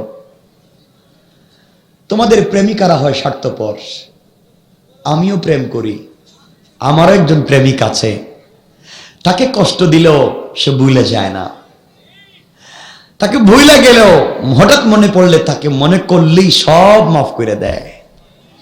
এতটুকুন ভালোবাসে, কখনো রাত্রবেলা ঘুমায় না, সারা রাত জেগে জেগে পাহারাদারি করে, 1 মিনিট কথা বলতে চায়। এজন্যে এই প্রেম আর ভালোবাসা হয় কার সাথে? জোরে বলেন, কার সাথে? ও জওয়ানেরা শোনো, আমি তোদের ভাই, তোদের মতো কথা বলছি। জওয়ানেরা শোনো, তুমি যেই মেয়ের প্রেমে পড়েছো, তোমার প্রেমিকা হয়তো তার চামড়া স্মার্ট, তার বয়স এক্সট্রা অর্ডিনারি করা, তার সৌন্দর্য বিউটিফুল। আর জওয়ান, তুই জানিস না, যেই মেয়ে বিশ্ব সুন্দরী মেয়ের পিছনে পড়ে জিন্দগি নষ্ট করে দিচ্ছ, জওয়ান তুই জানিস না, ওই মেয়ে যদি আজকে রাত্রে মইরা যায়, আগামী কালকে 72 ঘন্টার আগে তার চামড়ার থেকে বের হবে পোকা। ঠিক না বলেন? ভুয়া। যুবক ভাই, তুই যেই মেয়ের প্রেমে পড়ে ফেন্সিডিল ইয়াবা ধরেছ, যেই মেয়ের সাথে সম্পর্ক করে পড়ালেখা বাদ দিয়েছ, যেই মেয়েকে পাওয়ার জন্য মা বাপের মুখে চুনকালি দিয়েছ, মা বাপ ইজ্জত নিয়ে রাস্তায় বের হতে পারে না, দেশে বিদেশে 30 বছর ইনকাম করে সব টাকা পয়সা যেই মেয়ের পিছনে খরচ করেছ, জওয়ান তুই জানিস না, কসম রব্বে পাকের জাতের, এই মেয়ে যদি আগামী কালকে ঘুম থেকে উঠে তোমার থেকে স্মার্ট, তোমার থেকে টাকাওয়ালা আরেকটা যুবককে পেয়ে যায়, হয়তো তোমাকে ভুলে যেতে 1 মিনিটও লাগবে না। রব আফসোস করে বলছেন, ইয়া আইয়ুহাল ইনসান মা গাররাকা বিরাব্বিকাল কারীম, এই মানুষ তোদের কি হয়েছে, কে তোকে বিভ্রান্ত করেছে, কে তোকে ধোঁকা দিয়েছে আমার মতো মহান রব থেকে? অথচ আল্লাযী খালাকাকা, আমি তোদেরকে বানাইছি, কেমনে তুই ধোঁকা খাইলে? জোয়ান শোনো, আমার মায়েরা বোনেরা যদি কথা শোনো, বোন তুমি একটা ছেলের স্মার্টনেস দেখে, একটা ছেলের জব কন্ডিশন দেখে তুমি আর তার প্রেমে পড়ে যাও না। বোন তুই জানিস না ওই ছেলেও তোমাকে রাইখা অন্য কোন মেয়েকে নিয়ে কেএফসিতে বসে আড্ডা মারতে পারে, অন্য কোন মেয়েকে নিয়ে পার্কে যেতে পারে, ঠিক কিনা বলেন? ভালোবাসতে যদি হয় আল্লাহকে ভালোবাসো, সে ভুলে যাবে না। এজন্য আমার আল্লাহ তো সম্পর্ক করেছেন আমার রাসূলের সাথে, আমার রাসূলের সাথে আমার আল্লাহ নিজে সম্পর্ক করেছেন। আমার রাসূলকে আমার আল্লাহ খলিল বানায় নাই, আমার রাসূলকে আমার আল্লাহ রূহুল্লাহ বানায় নাই, আমার রাসূলকে আমার আল্লাহ কালিমুল্লাহ বানায় নাই। আমার আল্লাহ আমার রাসূলকে বানিয়েছেন হাবিবুল্লাহ, কলিজার টুকরা প্রেমিক বন্ধু, কলিজার টুকরা প্রেমিক বন্ধু। ও জওয়ানেরা শোনো, আমার রব আমার রাসূলকে এত ভালোবেসেছেন, তার ভালোবাসা ঘুমায় না, মাঝে মাঝে ডাক দেয়, ইয়া আইয়ুহাল মুদাসসির, ইয়া আইয়ুহাল মুজাম্মিল, কুম ফাআনজির, ওয়া রাব্বাকা ফাকাব্বির, ওয়া সিয়াবাকা ফাতাহহির, ওয়া চাদর ওয়ালা চাদর খোলো। ও কলিজার টুকরা বন্ধু হাবিব, তুমি চাদরের নিচে শুয়ে আছো, তোমার প্রেমিক আল্লাহ আরশ ইস্তাওয়া, আল্লাহু আরশ ইস্তাওয়া। আমি আরশে আজিমে একা একা ভাল লাগে না। ও বন্ধু, তোমার সাথে না প্রেম করেছি, তোমাকে কাছে পেতে চাই, কাছাকাছি বসে কথা বলতে চাই। ফাকাবা কাউসাইনি ও আদনা, দুনুক বাঁকা করলে যত কাছে আসে, হাত বাঁকা করলে যত কাছে আসে, আমি না তত কাছাকাছি বসে কথা বলতে চাই। একটাবার ঘুম থেকে উঠো বন্ধু, কম্বলের নিচে আয়েশাকে নিয়ে ঘুমিয়ে আছো, তোমার প্রেমিক লা তাখুযুহু সিনাতুম ওয়ালা নাওম, একটা মিনিট ঘুমায় না, সারা রাত জেগে আছি শুধু তোমার অপেক্ষায়। একটা মিনিট কথা বলতে চাই, ফেলে দাও কম্বল, উঠে যাও ঘুম থেকে, ঠান্ডা পানি দিয়ে ওযু করে আমাকে একটাবার সুবহানা রাব্বিয়াল আ'লা বলে ডাক দাও। আমি রব কথা দিলাম আরশে আজিমে থাকবো না, সাথে সাথে রোজা হাজির হয়ে যাব। হাজির রব তো তার নাম, তুমি কেমনি সে আল্লাহকে বলে যাও। এজন্য আল্লাহর ওয়াস্তে আমরা সেই রবকে বলবো না। ইনশাআল্লাহ বললেন না? বললেন না ইনশাআল্লাহ? ইনশাআল্লাহ মনে রাখবেন কি বলতে চাই।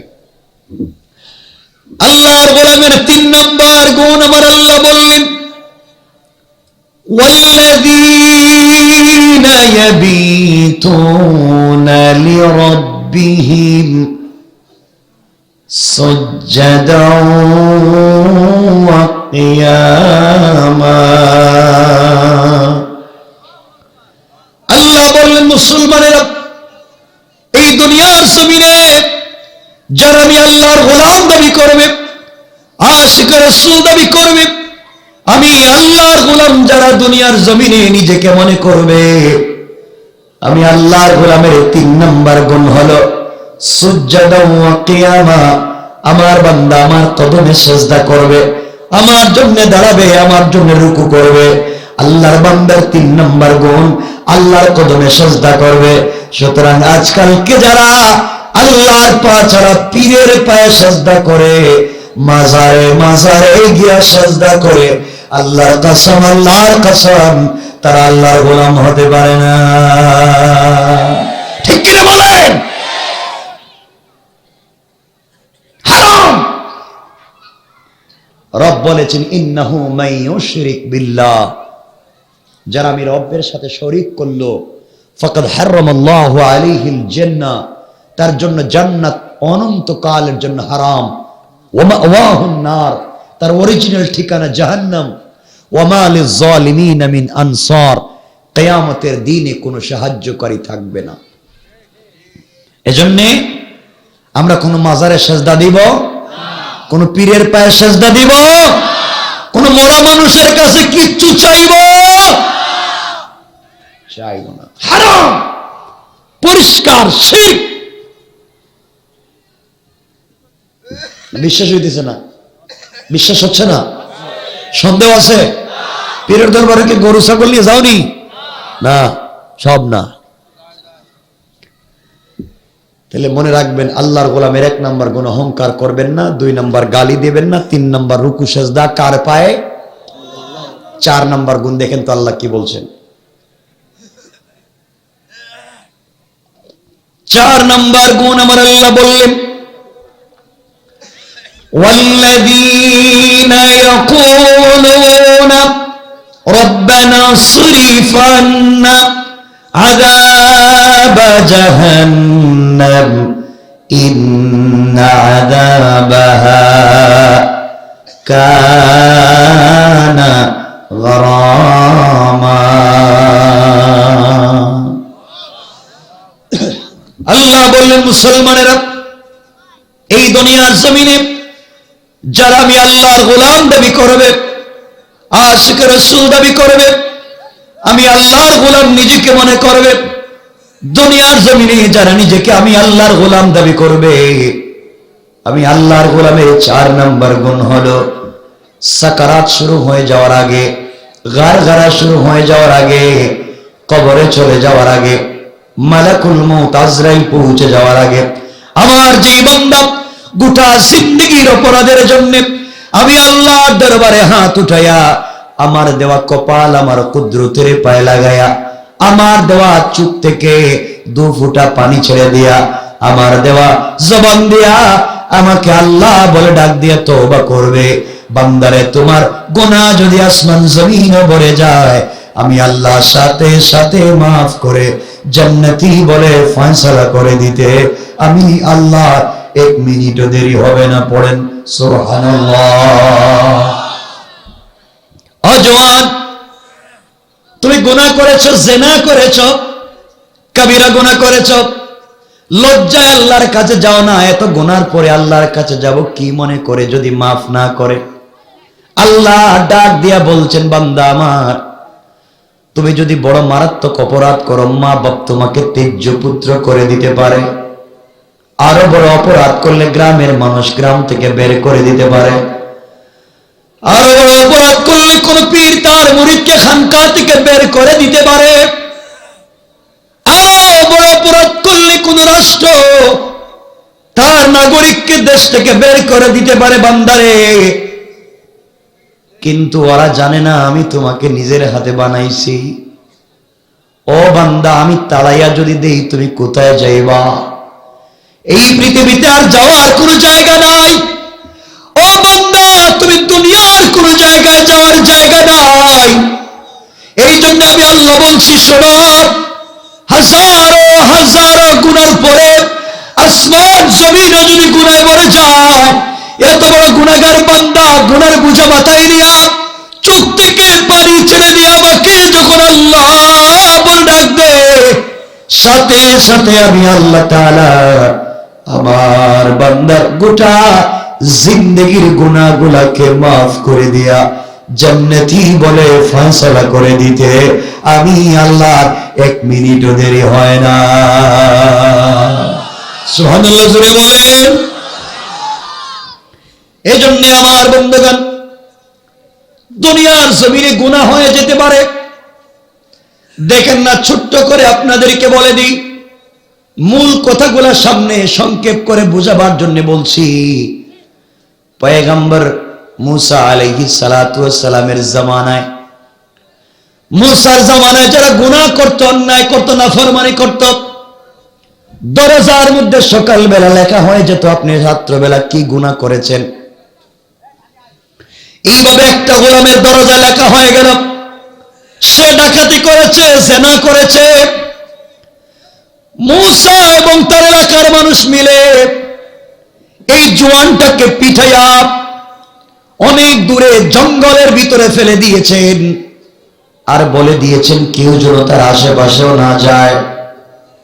জঙ্গলের ভিতরে কাতরাচ্ছে, মৃত্যুর যন্ত্রণায় কাতরাচ্ছে, ডাকাত আর চোর কাতরাচ্ছে, কেউ যায় না। 1 দিন 2 দিন 3 দিন হয়ে গেল, কেউ কাছাকাছি যায় না। চিন্তায় পড়ে গেল, আমি ডাকাতি করে তো আমি নিজে খাই নাই, আমি তো সম্পত্তি করেছি আমার সন্তানদের জন্য, আমি ডাকাতি করে খাইয়েছি মা বাপকে, স্ত্রীকে, ভাই বোনদেরকে আমি বড় করেছি, খাইয়ে দিয়েছি। আজকে আমি এত বড় বিপদে যাদের জন্য কষ্ট করলাম, একজন মানুষও আমাকে জঙ্গলে দেখতে আসলো না, একজন মানুষ আমাকে এক ফোঁটা পানি দিয়া গেল না। আমি কাদের জন্য এত কষ্ট করলাম, চোর ডাকাত হইলাম, যাদেরকে খাওয়াবার জন্য আল্লাহর ইবাদত পর্যন্ত করতে পারি নাই,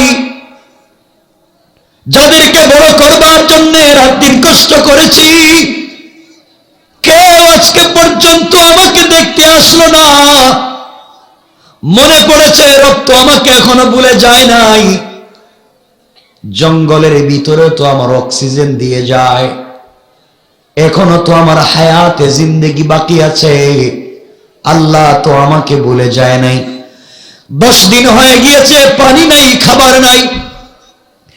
চিৎকার করে উপর দিকে হাত উঠাইয়া ডাক দিয়ে বলেছে, আল্লাহ,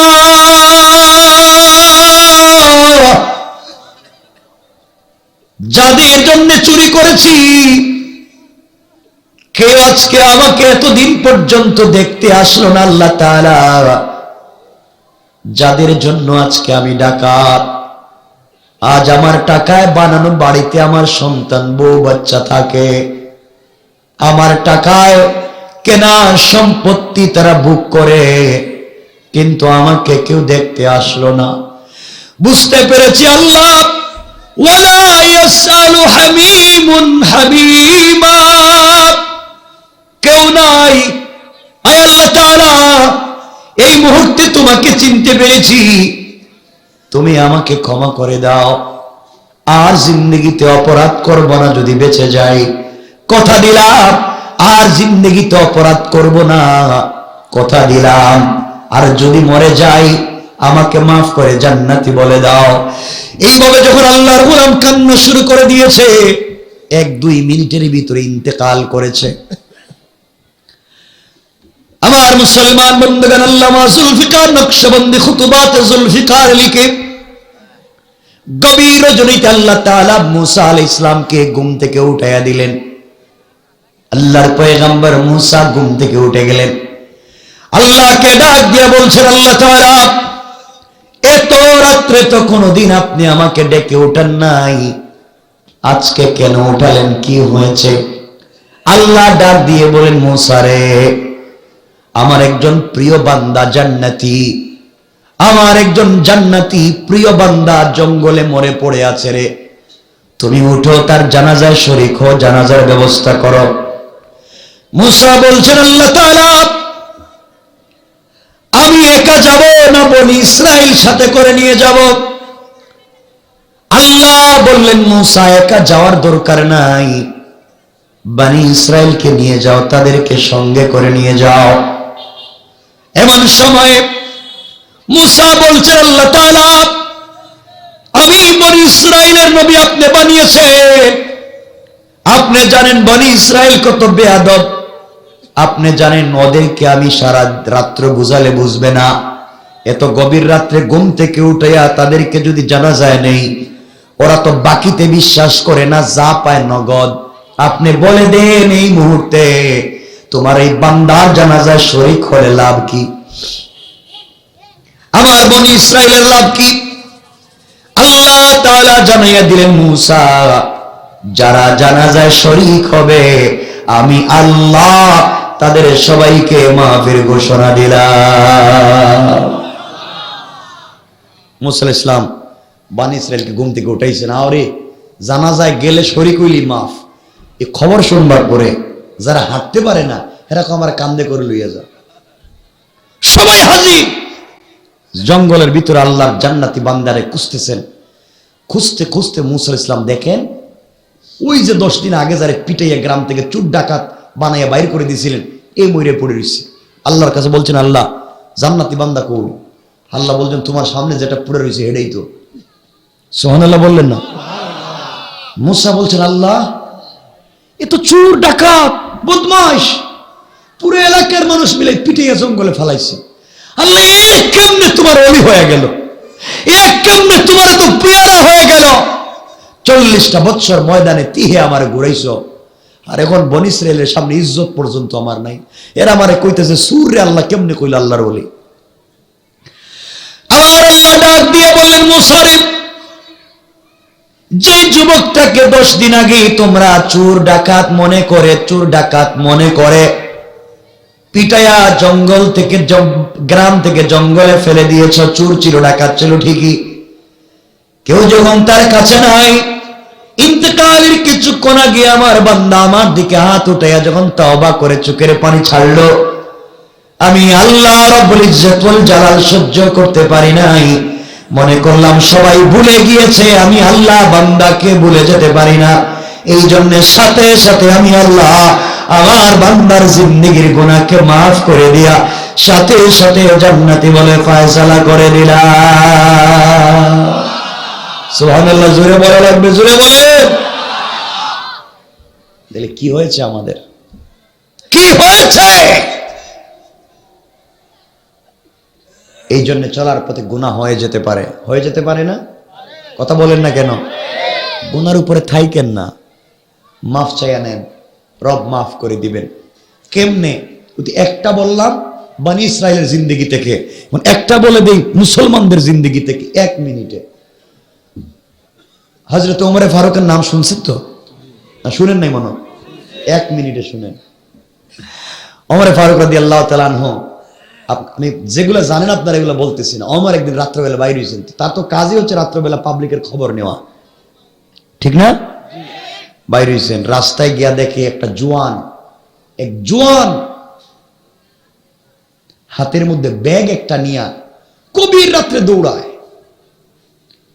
আমার বলছেন, কে? দাঁড়িয়ে যাও। যুবক পিছন দিকে তাকায় দেখছে ওমর। চিন্তা করেন, হের হুশ ঠিক আছে? ওমর দাঁড়িয়ে যাও। যুবক দাঁড়িয়ে গিয়েছে।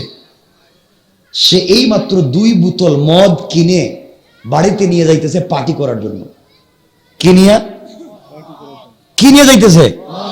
মদ ইসলামী রাষ্ট্রে হালাল না হারাম? বলেন না। ইসলামিক রাষ্ট্রে হারাম। জোয়ান মদের বোতল নিয়ে যায়। যখন ওমরের গর্জন শুনছে মনে করছে শেষ, আজ আর বাঁচা শেষ। ওমর আস্তে আস্তে কাছে গেছেন, জিজ্ঞেস করছেন, জোয়ান এত রাত্রে, গভীর রাত্রে ব্যাগ নিয়ে কই যাও? কাঁদতেছে আর বলতেছে, খলিফাতুল মুসলিমিন, আমার বোন অসুস্থ, বাবা 2 বোতল দুধ দিয়ে পাঠাইছে, গরম গরম দুধ বোনের বাড়িতে নিয়ে যাওয়ার জন্য। এই দুধ নিয়ে যাই।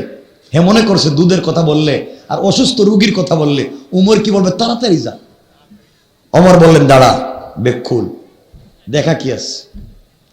এখন জোয়ান চিন্তা করতেছে, এক তো মদ, তা বলছি দুধ, তাহলে তো শুধু কল্লা কাটতো না, আজকে পিস পিস করে দিব। ঢোলের ঠেলায় কাঁপতেছে। ওমর বলছেন, থাম, কি আছে বাইর কর। যুবক দেখছে আর বাঁচার কোনো পদ্ধতি নাই। ওমর তো ওমরই নাকি? আমার তো ওমর। এক জওয়ান রাসূলে পাকের দরবারে গিয়েছিল বিচারের জন্য। নবীজি বিচার করে দিয়েছেন, ফয়সালা করে দিয়েছেন, তার বিরুদ্ধে চলে গেছে। নবীজির ফয়সালা তার বিরুদ্ধে চলে গেছে, একজন অমুসলিমের পক্ষে চলে গেছে। সে ওমরের দরবারে গেছে। ওমর, কি বাবা? নবীজির দরবারে গিয়েছিলাম, আমি মুসলিম, আমি চান্দা দেই না, আমি নামাজ পড়ি না, আমি তোমাদের পক্ষে যাই না। এত কিছুর পরেও রাসূল আমার পক্ষে রায় না দিয়া ইহুদির পক্ষে রায় দিয়ে দিয়েছেন। তোমার কাছে এসেছি নজরে সানি করতে, তুমি বলো আমি রাসূলের রায় মানি না, তোমার কাছে এসেছি, তুমি একটু কিছু বলো। ওমর বলছে, নিশ্চয় নিশ্চয় রাসূল ইহুদির পক্ষে রায় দিলেন, তোমার পক্ষে দিলেন না, একটু দাঁড়াও আমি আসতেছি। এই বলে ঘরের ভিতরে ঢুকলেন, তরবারি বাহির করলেন। বাহিরে আয়েশা এক কূপে শরীর থেকে মাথা আলাদা করে বলেন, বেয়াদব, রাসূল যাকে ফয়সালা করে দিয়েছেন যে আমার কাছে নজরে সানি করতে আসে, তার ফয়সালা তরবারি দিয়ে আলাদা করে দেওয়া। ঠিক কিনা বলেন? এই ওমর। ওমর তো এমন ব্যক্তির নাম। রাত্র যাইতেছে অনেক, আপনাদের কষ্ট দিতেছে মনে হয়। কষ্ট নইলে আমার তো আরে না, আর শুনেন না, বলতেছি তো 1.25 ঘন্টা, কিন্তু হিসাব আমার কাছে মুখস্থ। শোনেন, ওমর তো এমন লোক, রাসূল পাক যোহরের নামাজ পড়ে মসজিদে নববী থেকে বের হইছেন, কারো বাড়িতে যাচ্ছেন, দ্রুত গতিতে হাঁটতেছেন, হঠাৎ তাকায় দেখেন শয়তান, শয়তান আসতেছে। নবীজি বলে, যা, শয়তান আজকে পাইলাম বহুত দিন পরে, একটু খবরাখবর নেই, কার সাথে দুষ্টামি করতে যাইতেছে, কারে বুদ্ধি দিতে যায়। অরিজিনাল শয়তান মানুষের সুরত ধরে আসতেছে। নবীজিও যাইতে লাগলেন, শয়তানও আসতে লাগলেন। নবীজি দ্রুত গতিতে যায় শয়তানের সঙ্গে কথা বলার জন্য। শয়তান রসুলের সামনাসামনি আসে। কিছুক্ষণ পরে রসুল মাথা উঠাইয়া দেখেন শয়তান রাস্তা ছাড়িয়া জমিনে দিয়ে পড়িয়া উল্টা দৌড়ায়। কিরে, শয়তান দৌড়াইতেছে কে? নবীজি কয়, বুঝলাম না, কেউ তো নাই, শয়তান দৌড়াইতেছে কে? দৌড়াইতেছে পিছন দিকে তাকায় আর দৌড়ায়। নবীজি কাউরে না পায় পিছন দিকে তাকাইছে, পিছন দিকে তাকায় দেখে হযরত ওমর আসতেছে। ওমর, সুবহানাল্লাহ বললেন না? নবীজি বললেন, শয়তান এবার বুঝছে আমার উমর রে দেখছো, আমার উমর রে দেখছো, তার নাম ওমর। ওমর মিশরে পানি দিচ্ছে রে নদী। হযরত ওমরের কাছে চিঠি আসছে। ওমর বলছেন, কি ব্যাপার? নদী পানি দেয় না। ওমর বলছেন, দাও। চিঠিতে লিখা দিলে, নদী তুমি যদি তোমার পক্ষ থেকে পানি দাও, ওমরের দরকার নাই, মুসলমানদের দরকার নাই। আল্লাহর হুকুমে যদি পানি দাও, আমি আল্লাহর গোলাম রাসূলের হাতে গোড়া সৈনিক ওমর বলছি, আমার চিঠি তোমার মাটিতে স্পর্শ করবার আগে পানির ব্যবস্থা করে দিবা। সুবহানাল্লাহ বললেন না? মিশরে যখন সিটি নিয়ে গেছে, পাবলিক কত বড় পাগল চিন্তা করে, সিটি নদীর নামে লেখে। নদী তো কথা কইতে পারবো না, হে আবার কেমনে পানি দিব? হাজার হাজার মানুষ নদীর পারে দাঁড়াইছে, দুধ চিঠিটা নিয়ে নদীতে ছাড়ছে। শুকনা শুকনা নদী, দিতে দেরি, পানি উঠতে দেরি হয় নাই। তার নাম ওমর। মদিনায় ভূমিকম্প হচ্ছে, ওমর তরবারি বাইর করছে, বাইর করে মদিনার মাটিতে তরবারি ঢুকায় বলছে, ও মদিনার মাটি, মদিনার নিচে শুয়ে আছেন কলিজার টুকরা রাসূল, আর আমি ওমর মদিনার মাটির উপরে জিন্দা, তুমি কাঁপাকাঁপি করো কেন? কিয়ামত পর্যন্ত মদিনায় আর ভূমিকম্প হবে না। আল্লাহু আকবার বলেন। ওমর কেমন জিন্দা মানুষ ছিল আমার বন্ধুগণ। এই ওমর ধরছে, চিন্তা করতেছেন নি? জোয়ান বলতেছে, স্যার দুধই তো বলছি, বলছো তো বাইর কর। আচ্ছা, বাইর করলে কি বাইরিব? হ্যাঁ, বাসার আর কোনো পদ্ধতি আছে? এক তো মদ নিষিদ্ধ, তাও বলছে দুধ, দুইটা অপরাধ, বাসার কোনো পদ্ধতি নাই। এমন সময় জোয়ান চুপটা নিচের দিকে করে মনে মনে আল্লাহকে ডাক দিয়ে বলছে, আল্লাহ তাআলা, আমি আজরাইল রে তো ভয় পাই না, আজকে ওমর রে যত ভয় পাচ্ছি। আয় আল্লাহ, কথা দিলাম জীবনে বহুত মদ পান করছি। আয় আল্লাহ, কেউ জানে না আমার বোতলে কি আছে, তুমি জানো, আমি জানি, ওমর এখনো জানে না। আয় আল্লাহ তাআলা, আজকে শুধু ওমর থেকে আমারে বাঁচাইয়া দাও। কথা দিলাম জিন্দেগিতে কোনোদিন তোমার দেওয়া ঠোঁট আর মদের গ্লাসে লাগবে না। আল্লাহু আকবার। মনে মনে তো অবশ্যই করে দিয়েছে, আর চোখের পানি ছেড়ে দিয়েছে, আল্লাহ তাআলা জীবনে আর মদ পান করবো না, আজকে বাঁচাইয়া দাও। কাঁদতেছে। ওমর বলছেন, দেরি করিস না, বাইর কর। যখন যুবক বাইর করতেছে না, মনে হচ্ছে দৌড় দিবে, ওমর তারে ধরলেন এক হাত দিয়া, আরেক হাত দিয়া নিজেই খুলতে লাগলেন ব্যাগ। ব্যাগ খুলে বোতল টান দিয়েছে, টান দিয়া দেখে দুইটা বোতলের ভিতরে গরম গরম দুধ দেখা যায়। আল্লাহু আকবার। ওমর বলছেন, জোয়ান বাইচা গেলে, যা, দেখতেছি গরম গরম দুধ, তাড়াতাড়ি যা। যুবক দুধের বোতল থইয়া কয়, বিপদ কি? দুধ তো ছিল না, মদ ছিল। হয়ে গেল দুধ। পায়ে ধরে কো, ওমর, আমার ছিল মদ, আপনার ভয়ে আমি মনে মনে তাওবা করছিলাম, আল্লাহ বানাইয়া দিছে দুধ। ওমরের জোড়ায় ধরে কয়, যে আল্লাহ তোর তওবা এখন কবুল করছে, তুই আমার চাইতে বহুত ভালো, তুই আমার জন্য এখন দোয়া কর। সুবহানাল্লাহ বলেন। এজন্য গুনাহ হয়ে যেতে পারে, রবের কাছে চাইলে রব ক্ষমা করে দিতে পারেন কি পারেন না?